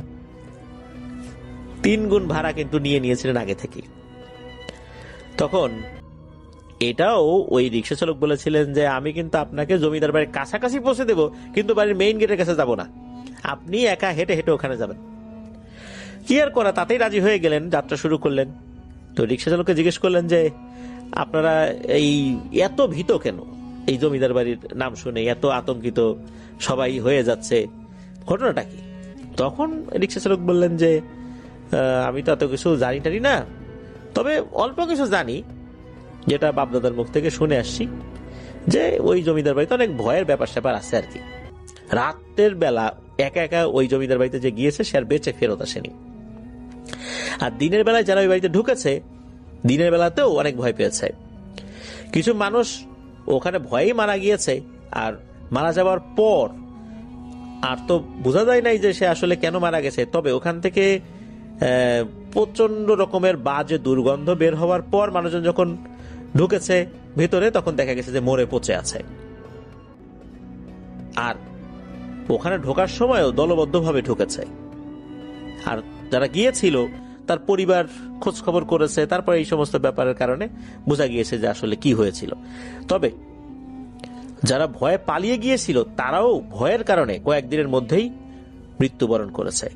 এদের প্রত্যেকের শরীরেই অদ্ভুত ধরনের বড় বড় ফোস্কা পড়ে যেত। অনেকে কথাই বলতে পারতো না, প্রচন্ড মৃত্যু যন্ত্রণায় ছটফট করতে করতে কয়েকদিনের মধ্যেই মারা যেত, জবান বন্ধ হয়ে যেত।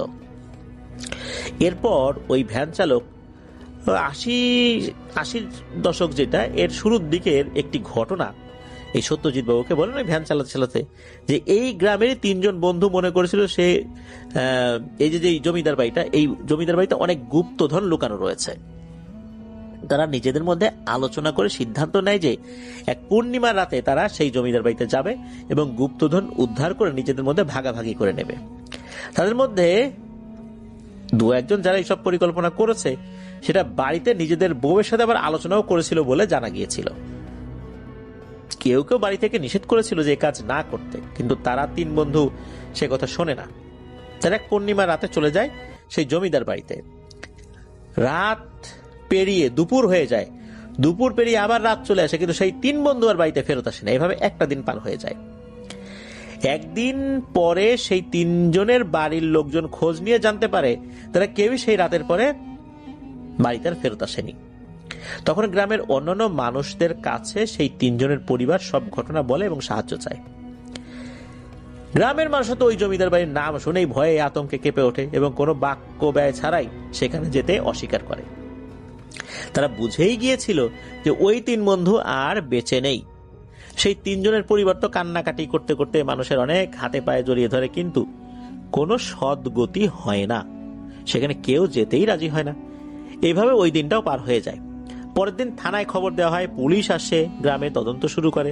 দেখা যায় গ্রামের মানুষদের সাথে কথা বলার পর পুলিশও ওই জমিদার বাড়িতে যেতে ভয় পাচ্ছে। একটা খুবই জটিল পরিস্থিতি তৈরি হয়।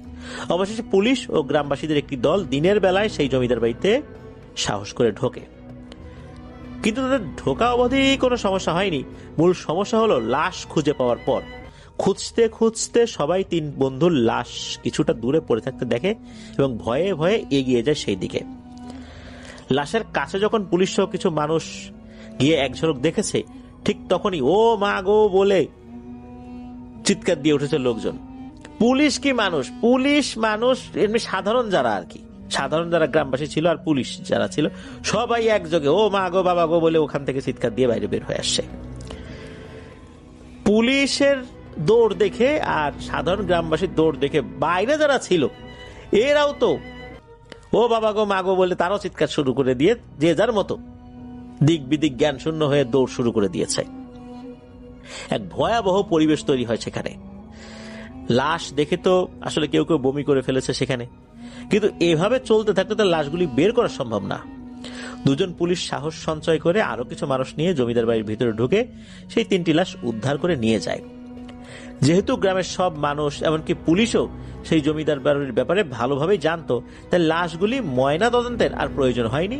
পুলিশ লাশগুলিকে তাদের পরিবারের কাছে হস্তান্তর করে দ্রুত সেই স্থান ত্যাগ করে। এইসব ঝামেলায় আসলে তারাও জড়াতে চায়নি, কোনো মতে এই ঝামেলা ঘাট থেকে নামিয়ে মানে বাবা বাঁচলাম বলে মানে স্বস্তির নিঃশ্বাস ফেলা আর কি।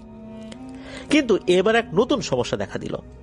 লাশ তো পরিবারের কাছে পৌঁছে গেল, কিন্তু সেটা শ্মশানে নিয়ে গিয়ে সৎকার করার তো প্রয়োজন তাদের রীতিনীতি অনুযায়ী। ইতোমধ্যে গ্রামের সকল মানুষের মনে এক রহস্যময় ভয় এবং আতঙ্ক তৈরি হয়ে গিয়েছে। পরিবারের সদস্য ছাড়া আশেপাশের প্রতিবেশীরা এমনকি গ্রামের একটি মানুষও এই লাশ শ্মশানে নিয়ে যাওয়া তো দূরের কথা, লাশ দেখতে পর্যন্ত আসে না। এমন সময় সেই বাড়ির মহিলারা আশেপাশের বাড়িতে গিয়ে লোকজনদের হাতে পায়ে জড়িয়ে ধরে কান্নাকাটি করে অনেক অনুরোধ করতে থাকে একটু সাহায্য পাওয়ার আশায়। তাতেও কোনো সদ্গতি হয় না।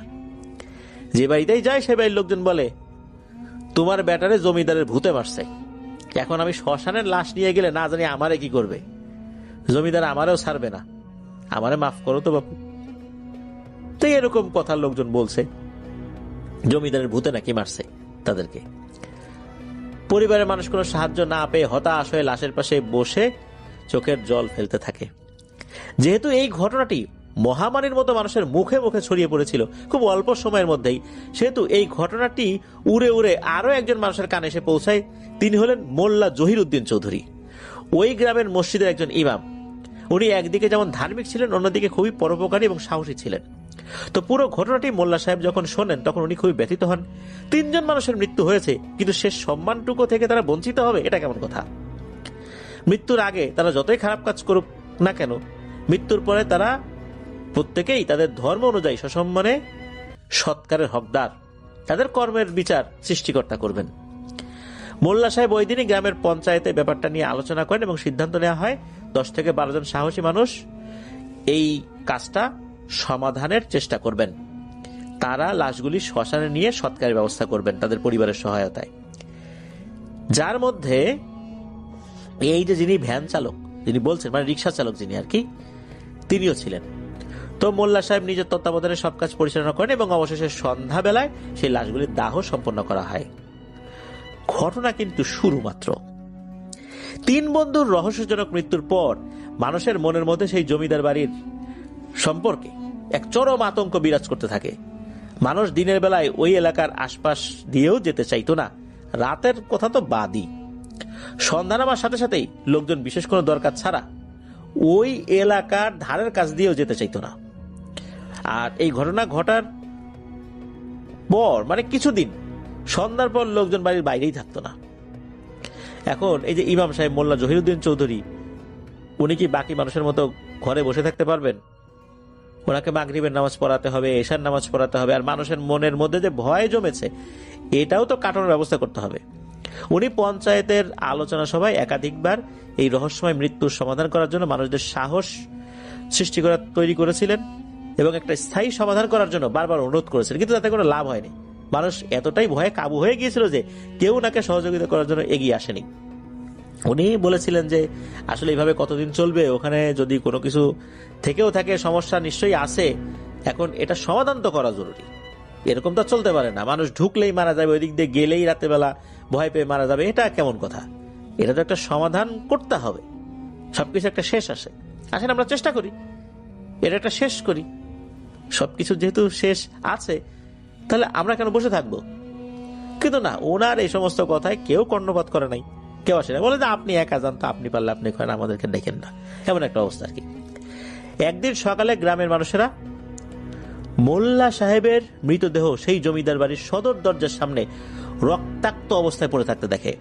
ওনার মাথাটি পেছনে পিঠের দিকে খুব বল প্রয়োগের দ্বারা চাপ দিয়ে ভেঙে দেওয়া হয়েছিল, যার ফলে গলার হাড়ও ভেঙে গিয়েছিল, মাংসপেশি যেগুলো সেগুলো ছিঁড়ে গিয়েছিল, পিঠ লম্বা আঁচড়ে কেটে গিয়েছিল। কেউ কেউ বলেছিল গভীর রাতে ওই জমিদার বাড়ির যে দিক থেকে তারা ভয়ঙ্কর এক চিৎকার শুনতে পেয়েছিল, কিন্তু ভয়ে কেউ বাড়ির বাইরে বের হয়নি। আর 5টা মানুষের মতোই মোল্লা সাহেবেরও ঠিক একই পরিণতি হয়েছিল। গ্রামবাসীদের মধ্যে কেউ কেউ মনে করেছিল যে কারোর কাছ থেকে কোনো সহযোগিতা না পেয়ে মোল্লা সাহেব হয়তো একাই সেই জমিদার বাড়ির রহস্য উদ্ঘাটন করতে গিয়েছিলেন, তাই তার এই পরিণতি হয়েছে। এটা কিন্তু ধারণা মাত্র, নাকি মোল্লা সাহেবকে ওখানে নিয়ে যাওয়া হয়েছিল, যেহেতু উনি মারা গেছেন উনি তার কিছু বলতে পারেন নাই। মোল্লা জহিরুদ্দিন সাহেবের মৃত্যুর পরে কেটে গিয়েছে দীর্ঘ 35 বছর, কিন্তু আজও কেউ ওই জমিদার বাড়ির রহস্য সমাধান করা তো দূরের কথা, কেউ জানতেই পারেনি ওখানে আসলে কি এমন রয়েছে যে সেখানে গেলে এই ধরনের ভয়ঙ্কর সমস্যা ঘটে। এই কথাটাই জানালেন আর কি ওই রিক্সা চালক সত্যজিৎ বাবুকে। আর উনি এটাও বললেন যে আরো যদি বেশি কিছু জানার আগ্রহ থাকে সত্যজিৎ বাবুর, তাহলে আরো একজনের সাথে দেখা করতে হবে, উনি আরো কিছু তথ্য দিতে পারে। তখন সত্যজিৎ বাবু বললেন উনি আবার কি? তখন ওই রিক্সা চালক বললেন যে গ্রামের একজন বয়স্ক মানুষ, উনি আমাদের গ্রামের মধ্যে অনেক জ্ঞানী লোকও বটে, উনি অনেক পুরনো কথা জানেন। এরপর রিক্সা চলতে থাকে উঁচু নিচু মাটির রাস্তা দিয়ে, 2 ধারে ফসলের ক্ষেত, রাস্তার পাশে আলো বলতে কিছু নেই, পূর্ণিমার চাঁদের আলোই যা ভরসা, ভ্যানের নিচে হারিকেনও নাই। অসাধারণ এক সুন্দর দৃশ্য তৈরি করেছে চাঁদের আলো। এখানকার মানুষ কিনা এই পূর্ণিমার সুন্দর রাত্রিকেও মারাত্মক ভয় পায়। গ্রামের লোক হয়তো একটু কুসংস্কারে আচ্ছন্ন। হঠাৎ একটু পরে রিক্সা থামলো। রিক্সা চালক বলে উঠলো, বাবু ওই যে দেখা যায় জমিদার বাড়ি, এখান থেকে আপনাকে একাই যেতে হবে। এখান থেকে এগিয়ে গেলেই সামনে একটা ভাঙাচোরা ফটক দেখতে পাবেন, সেখান থেকে সোজা ঢুকে গেলেই দেখতে পাবেন সদর দরজা। তো রিক্সা চালক শেষবারের মতো জিজ্ঞেস করলো যে বাবু এখানে থাকবেনটা কোথায়? এখান থেকে থাকে না, এই রাতের বেলা টর্চ, দেশলাই, খাবার সব আছে তো? তো উনি আবার হেসে উত্তর দিলেন আছে, সবই আছে। সত্যজিৎ বাবু টর্চটা ব্যাগ থেকে বের করে হাতে নিয়ে সামনে হাঁটা শুরু করলেন, কিন্তু টর্চটা জ্বালানোর প্রয়োজন হলো না, চাঁদের আলোয় সবই ঝকঝকে পরিষ্কার দেখা যাচ্ছে। কালের বিবর্তনে জমিদার বাড়ির দেয়ালে কোথাও কোথাও বড় ধরনের ফাটল তো আছেই, দেয়ালের কোথাও কোথাও ভেঙেও পড়েছে। কোনো জায়গায় শ্যাওলা এমন ভাবে পড়েছে, আগাছা হয়েছে যে ওই জায়গায় ঢেকেই গিয়েছে পুরোপুরি। দেয়াল অনুসরণ করে মূল ফটকের কাছে এসে পৌঁছলেন উনি। ফটকের দুপাশে সিংহের দুটি মূর্তি রয়েছে, আধা ভাঙা অবস্থায় আর কি, এখনো দাঁড়িয়ে আছে কোনো মতে আর কি, ভাঙা। উনি মূল ফটক দিয়ে সোজা ঢুকে গিয়ে সামনের দিকে এগিয়ে চললেন। টর্চটা এবার ওনাকে জ্বালাতেই হলো, কারণ এখানে চারপাশে বড় বড় গাছের যে ডালপালা রয়েছে চাঁদের আলোটাকে বাধা দিয়ে রেখেছে। আশেপাশে টর্চ মেরে দেখলেন যে চারদিকে ঘাস, আগাছা, জঙ্গলে একদম মানে বাজে অবস্থা। দেখে স্পষ্টই বোঝা যাচ্ছে যে বহুকাল এখানে কোনো মানুষের পাই পড়ে নাই। উনি হাঁটতে হাঁটতে একটা আজব ব্যাপার লক্ষ্য করলেন যে রিকশায় করে যখন এখানে আসছিলেন তখন আশেপাশে পোকামাকড়ের শব্দ শোনা যাচ্ছিল, কিন্তু এই নির্জন বাড়ির ত্রিসীমানায় ঢোকার সাথে সাথে চারদিকে এক অদ্ভুত নিস্তব্ধতা বিরাজ করছে। অবশেষে প্রতীক্ষার অবসান হলো। বাড়িটাকে দেখলেন এতক্ষণে সর্বাঙ্গ ভেঙে পড়েছে, এমনকি সদর দরজাটিও। রাতের অন্ধকার আর চাঁদের আলোয় বাড়িটা বড়ই রহস্যময় ও বিচিত্রময় বলে মনে হলো আর কি ওনার কাছে। বাইরে থেকে বাড়িটাকে কিছুক্ষণ ভালো করে দেখলেন। বেশ পুরনো বাড়ি, তাছাড়া কতকাল যে কারোর পা এখানে পড়ে নাই তার সৃষ্টিকর্তাই জানেন বলে উনি মনে করলেন। তো উনি দেখলেন মরচে পড়া দরজার বেশ কিছু জায়গায় ভেঙে গেছে, সামনে তো ওই যে সিংহ মূর্তিগুলো ভাঙা। উনি এক এক করে সিঁড়ি দিয়ে উপরে উঠে সদর দরজার সামনে এসে দাঁড়ালেন। এমনিতেও অন্ধকার হলেও জ্যোৎস্নার আলোয় বাড়িটাকে বেশ ভালোই দেখাচ্ছে, আর পেটের খিদাটাও বেশ বেড়ে গিয়েছে, তাই সিঁড়ির এক পাশে বসে বাড়ির থেকে আনা কিছু খাবার ঝটপট খেয়ে নিলেন। এরপর সামনের দরজার দিকে এগিয়ে গেলেন। তারপর দরজায় অল্প ধাক্কা দিতেই আচমকা একটা খ্যাচ করা আওয়াজে দরজাটা খুলে গেল। ভেতরে ঢুকে উনি অবাক হয়ে গেলেন। দেখলেন মোমবাতি রাখা আছে মেঝেতে, খান কয়েক বস্তা। আশ্চর্য ব্যাপার, এখানে মোমবাতি রাখা, আবার একটা বস্তাও রাখা।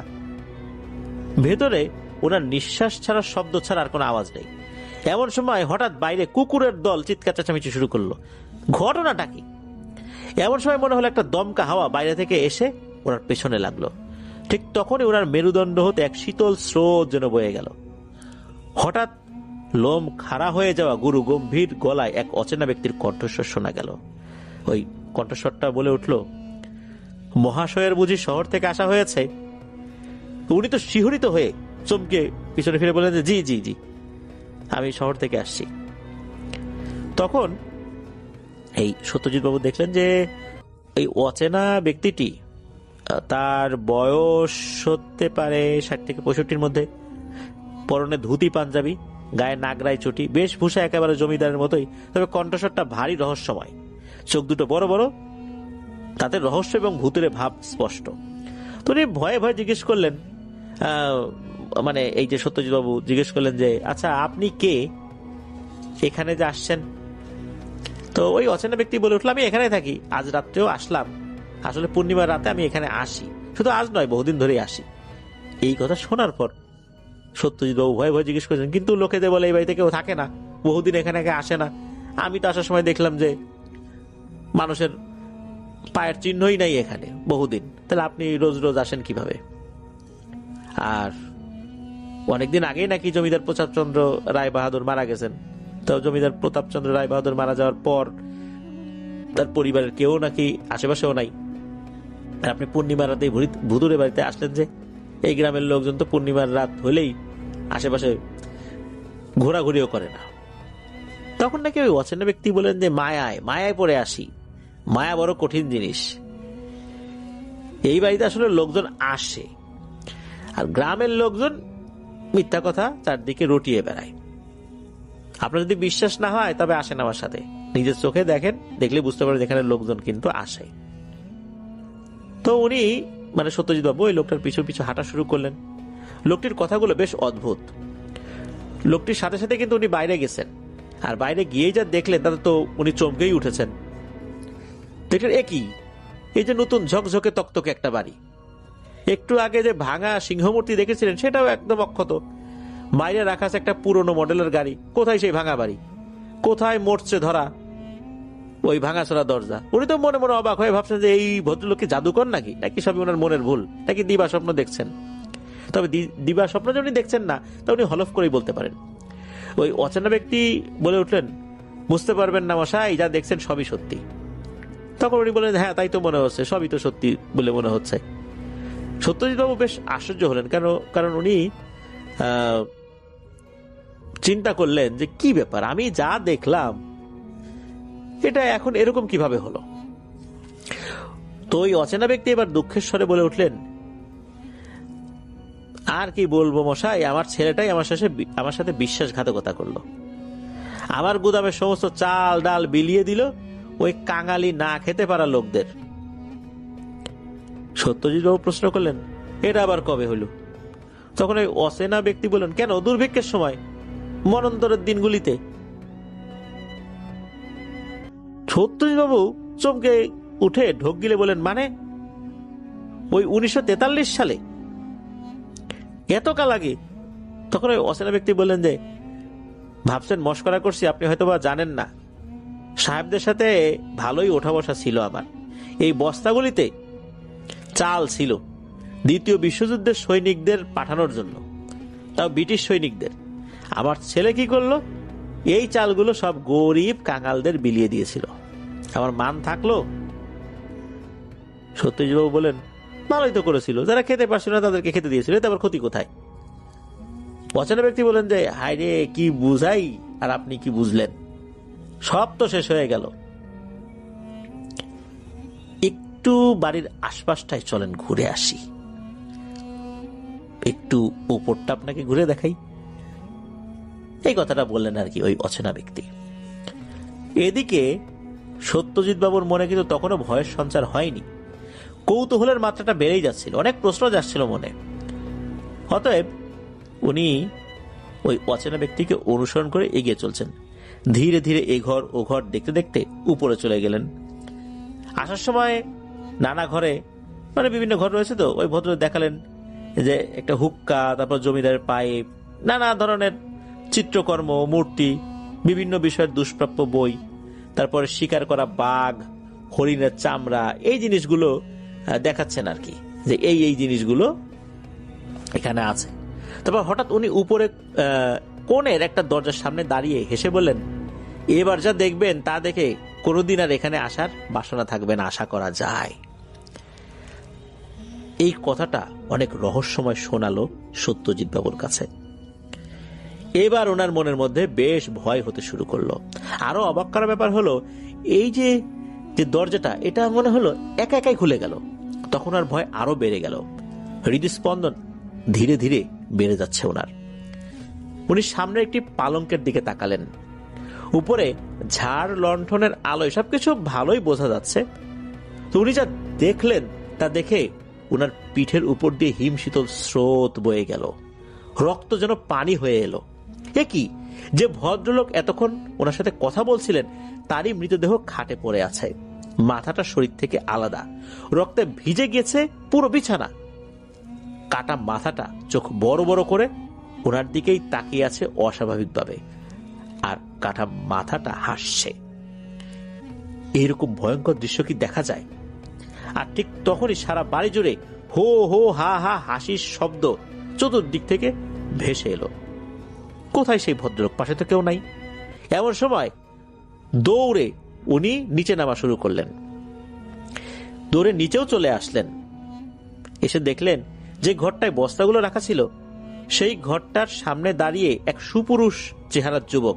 তার সামনেই দাঁড়িয়ে আছে রোগা, হাড় বেরোনো, প্রায় বস্ত্রহীন কয়েকজন জীর্ণ শীর্ণ চেহারার মানুষ। একটি মহিলার কাঁধে একটি শিশু কাঁদছে আর বলছে, মা খেতে দাও, খেতে দাও না। তার মা তার পিঠ চাপড়ে বলছে, এই তো বাবা, এইবারই খাওয়া হবে, আর কাঁদিস না। শিশুটি না খেয়ে প্রায় কঙ্কালের মতো হয়ে গেছে। সকলে কাঁদো কাঁদো ভাবে বলছে, শহরে গিয়ে কিছু পেলাম না বাবু, সবাই খুব নিষ্ঠুর, না খেতে পেয়ে তো মরে যাব আমরা। শহরে বাবুরা ভাত তো নয়, এমনকি ফ্যানও দিল না ভাতের।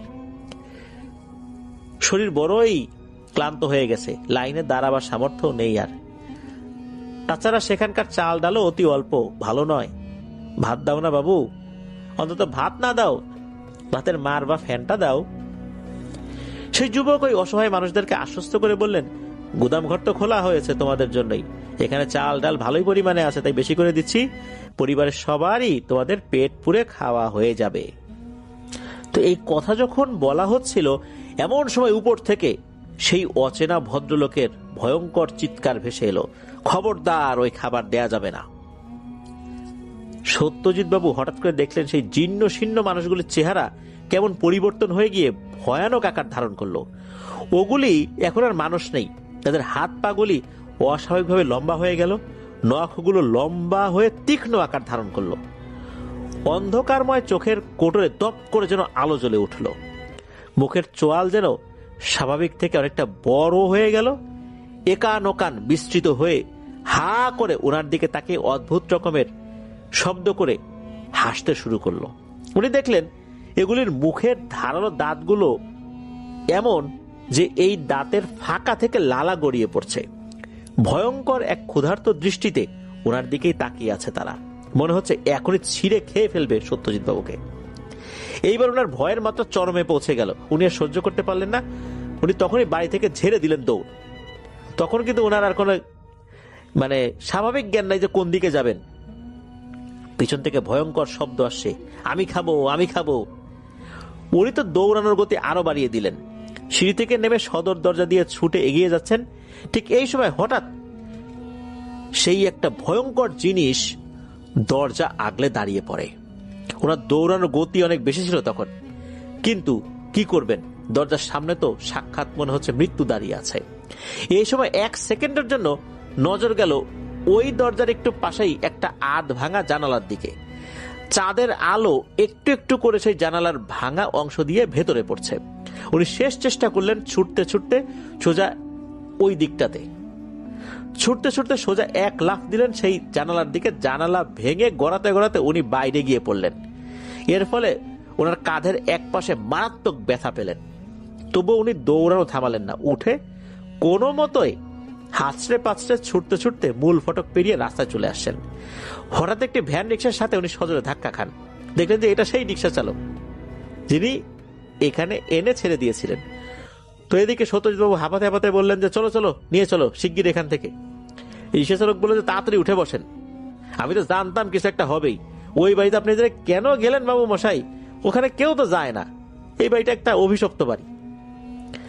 এদিকে সত্যজিৎ বাবুর তো প্রবল তৃষ্ণায় গলা শুকিয়ে যাচ্ছে, শরীরে প্রচন্ড ব্যথা, তবুও আধো আধো ভাবে ঘটনা বলার চেষ্টা করলেন।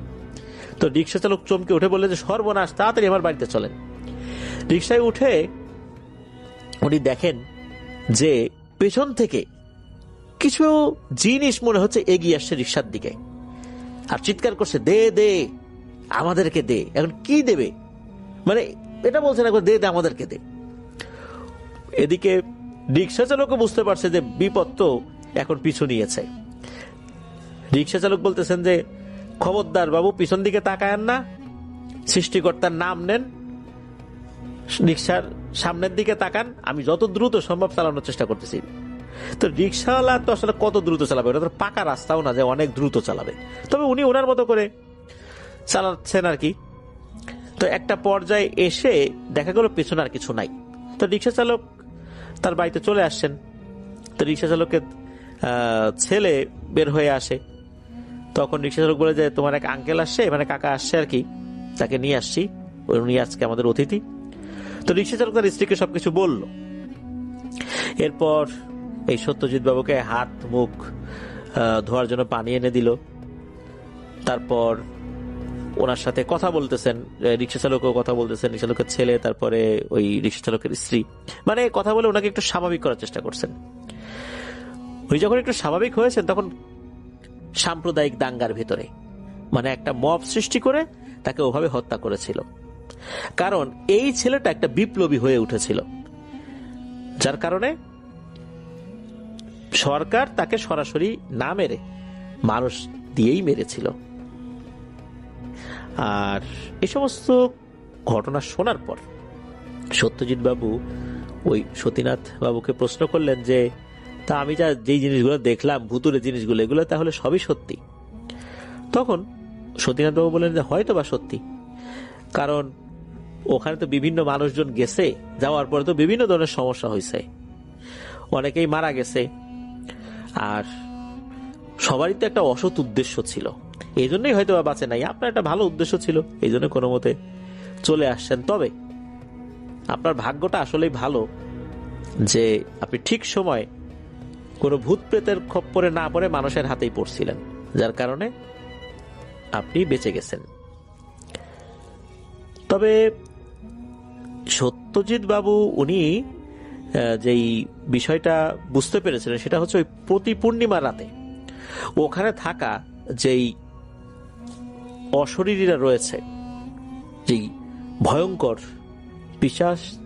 পিশাচ শ্রেণীর জিনেরা রয়েছে, তারা মূলত ওই জায়গাটাতে খুব অ্যাক্টিভ হয়ে যায়, যার কারণেই এখানে এই ঘটনাগুলো মানুষ দেখতে থাকে। তাছাড়া এখানে যেহেতু অনেক অপমৃত্যু হয়েছে, বহু মানুষকে নৃশংসভাবে হত্যা করা হয়েছে, এই জায়গাটা অভিশপ্ত হয়ে গেছে। এই কারণে এখানে আসলে কোনো মানুষজন আসুক, এটা ওখানে থাকা ওই অশরীররা চায় না।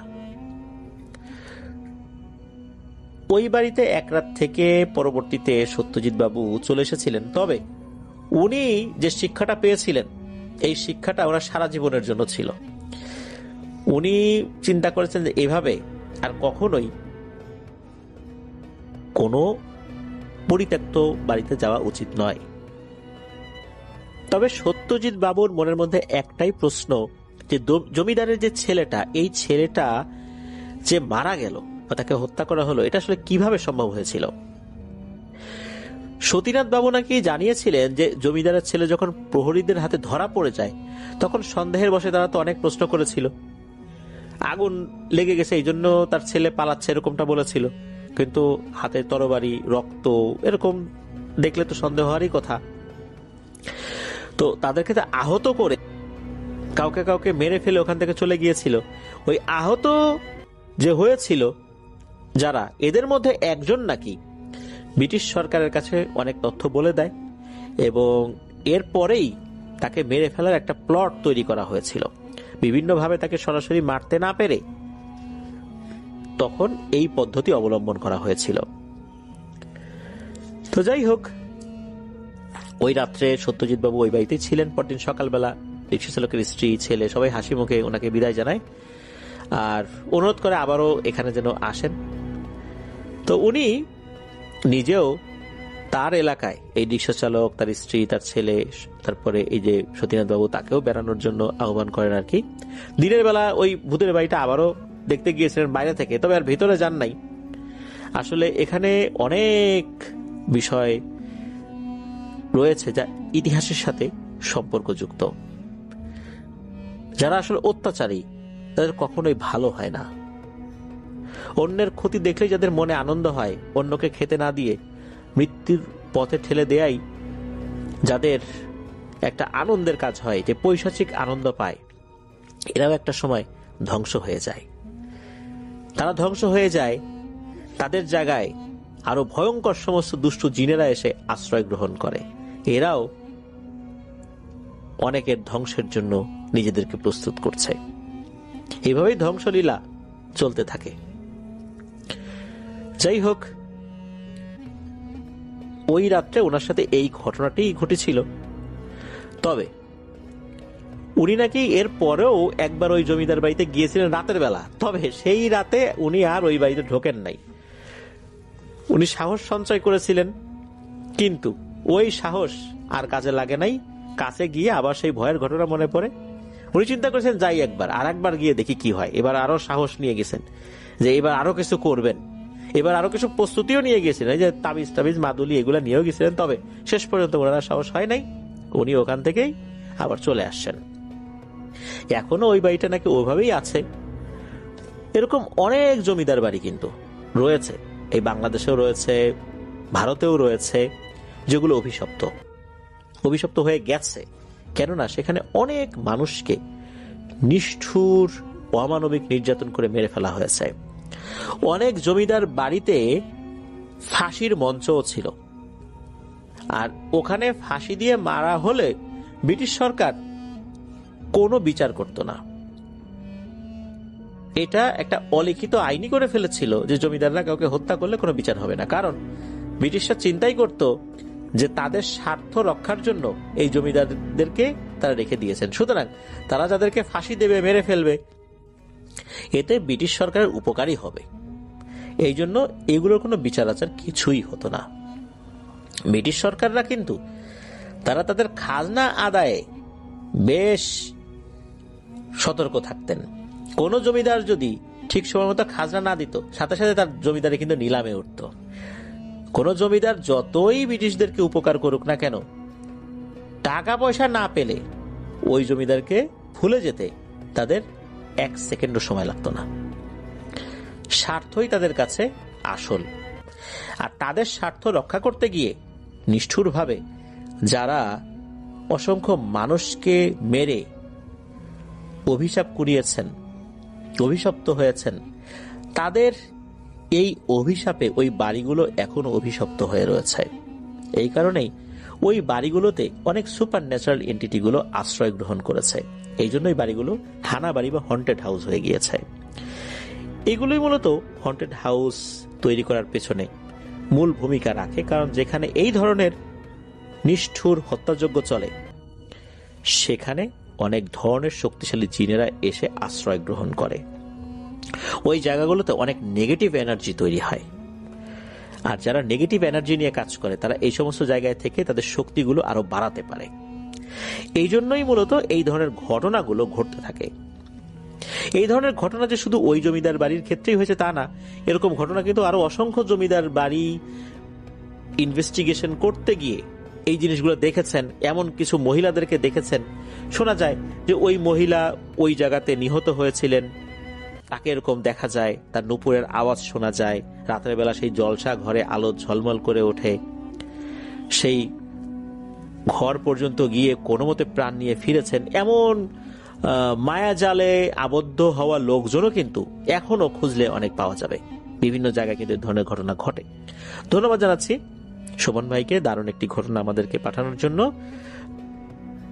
আসসালামু আলাইকুম প্রিয় লিসেনার, আজকে আমি আপনাদের কাছে একটি জিনের ঘটনা নিয়ে হাজির হলাম।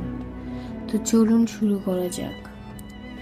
কারণ ছাড়াই যখন একটা সুস্থ স্বাভাবিক মেয়ের হাতের নখগুলো একটা একটা করে পচে খসে পড়তে শুরু করে আর প্রতিদিন নাক দিয়ে গল গল করে রক্ত ঝরে, তখন বড় চিকিৎসকদেরও মাথা নত করে নেওয়া ছাড়া আর কোনো উপায় থাকে না।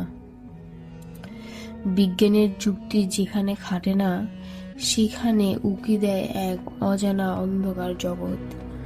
খুলনা শহরের স্বনামধন্য এক অধ্যাপকের বাড়িতে ঠিক এমনই এক বিভীষিকা নেমে এসেছিল।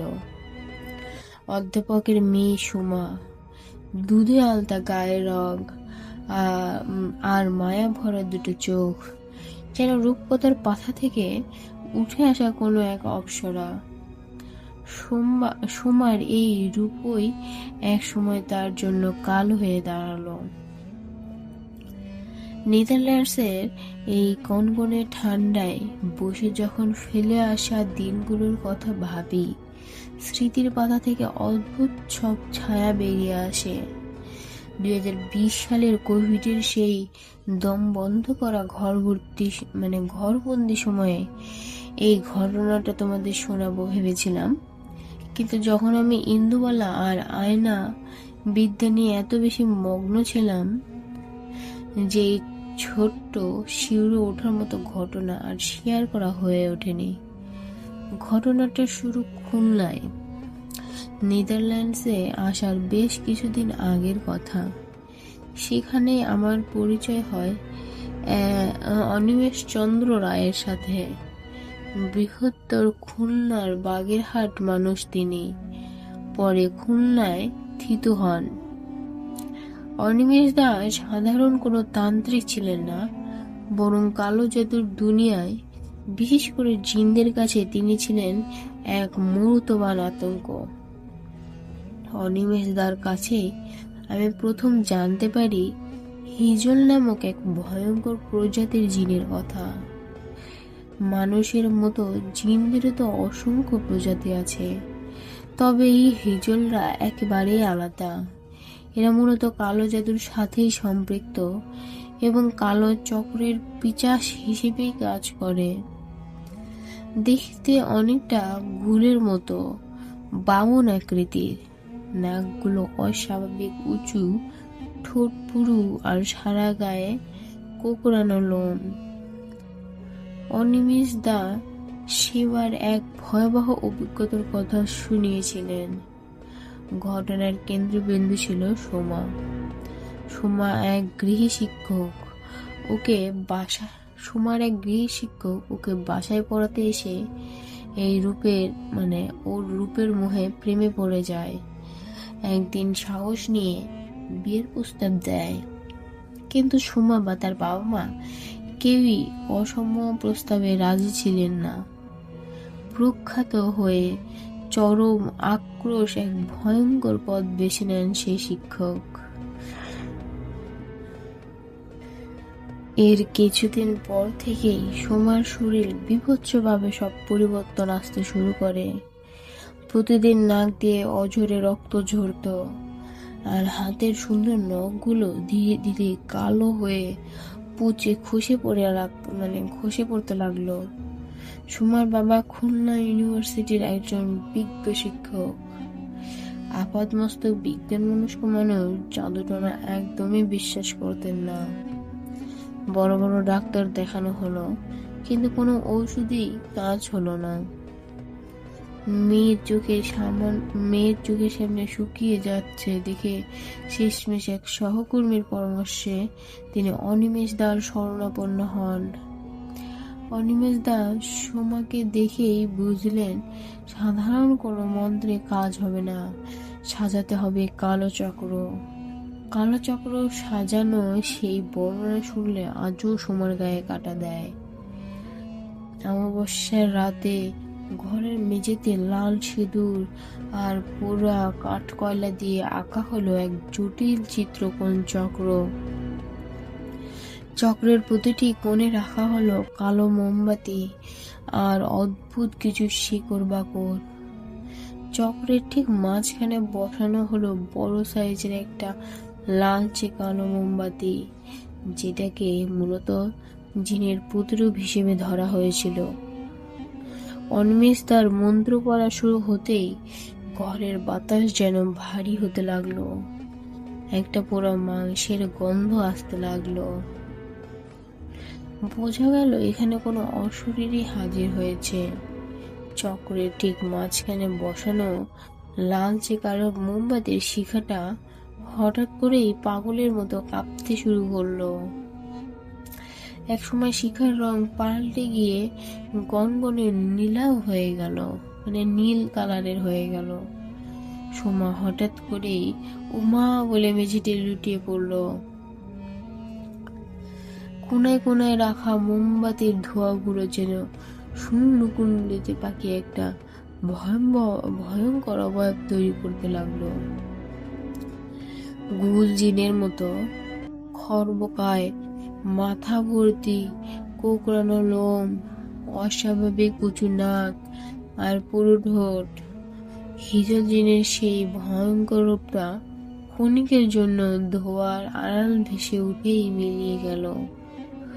অনিমেষ দা বিন্দু মাত্র বিচলিত না হয়ে বজ্র গম্ভীর গলায় হাঁক দিলেন, কে তুই?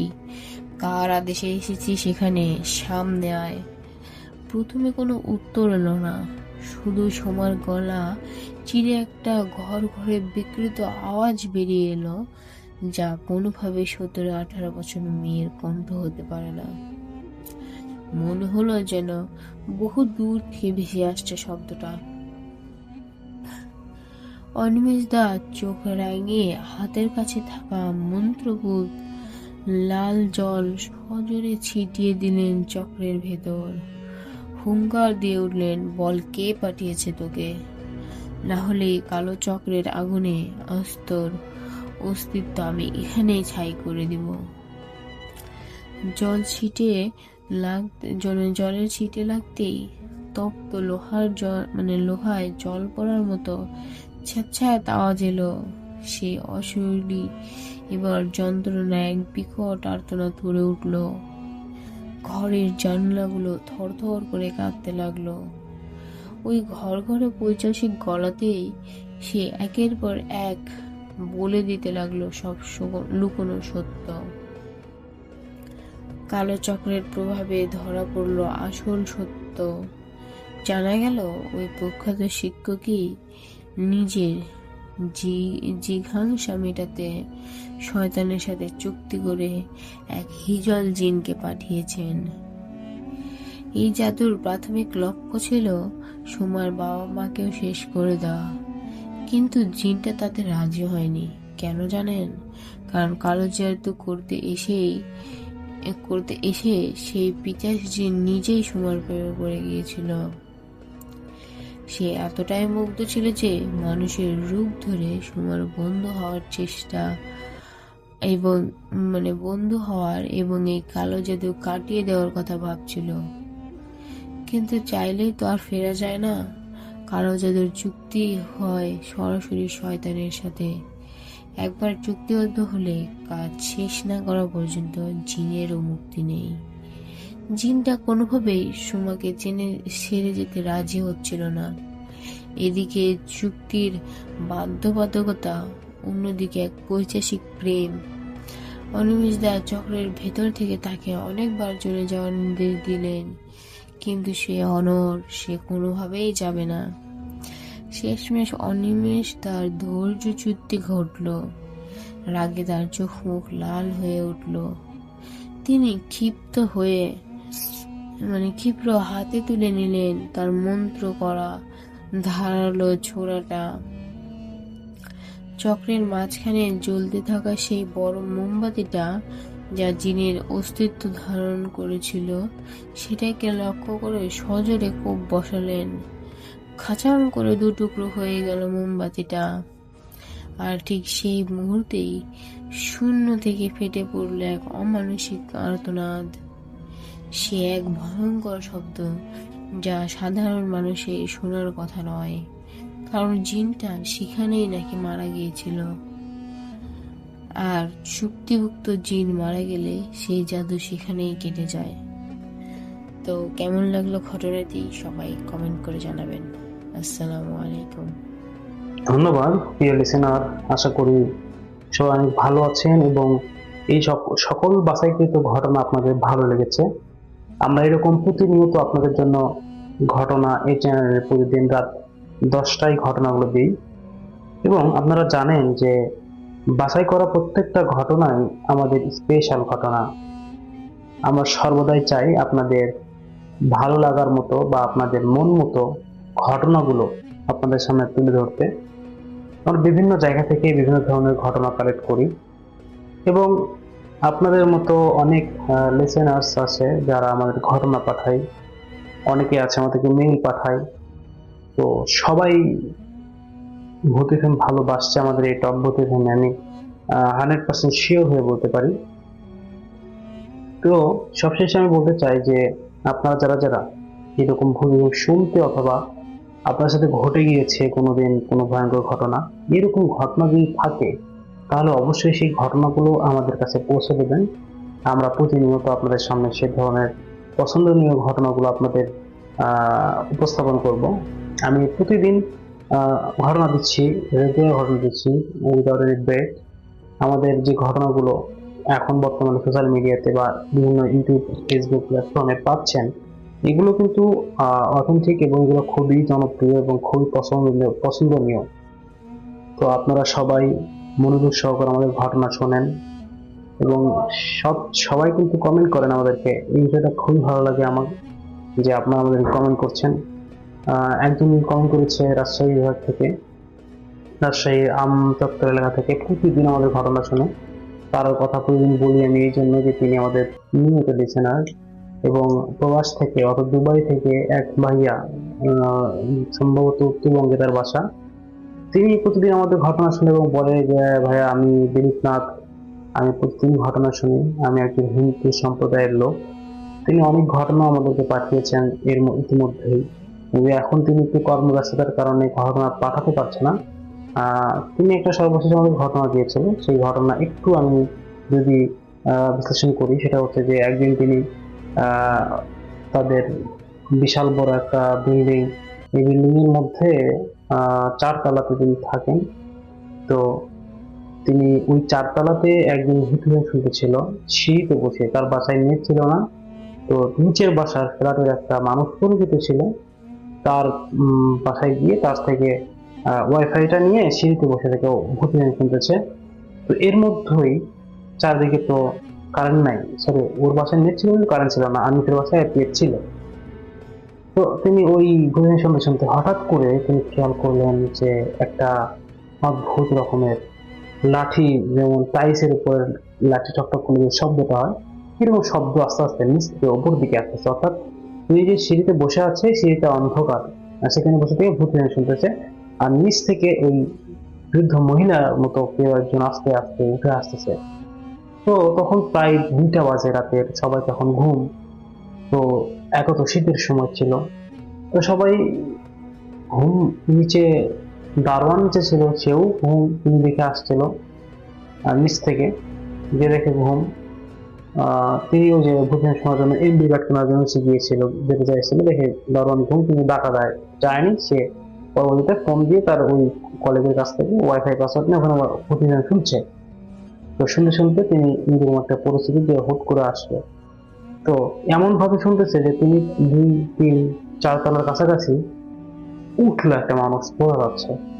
উনি বোধহয় শোনা অফ করে, মানে ফোন ওখানেই থুয়ে নিজে ফ্ল্যাশ জ্বালিয়ে নিচে যাচ্ছে, দেখে যে পুরো সিঁড়ি এরকম দৌড়ে গেছে নিচ পর্যন্ত, কোনো মানুষ নেই। পরে তিনি আবার ওই দারোয়ানকে ডাকছে, দারোয়ানকে ডেকে বলছে যে এখনই একটা মানুষ উপরে উঠলো, সে কোথায় গেল, এবং প্রত্যেকটা ফ্ল্যাটের গেট বন্ধ, হুট করে এত তাড়াতাড়ি মিশে কই গেল।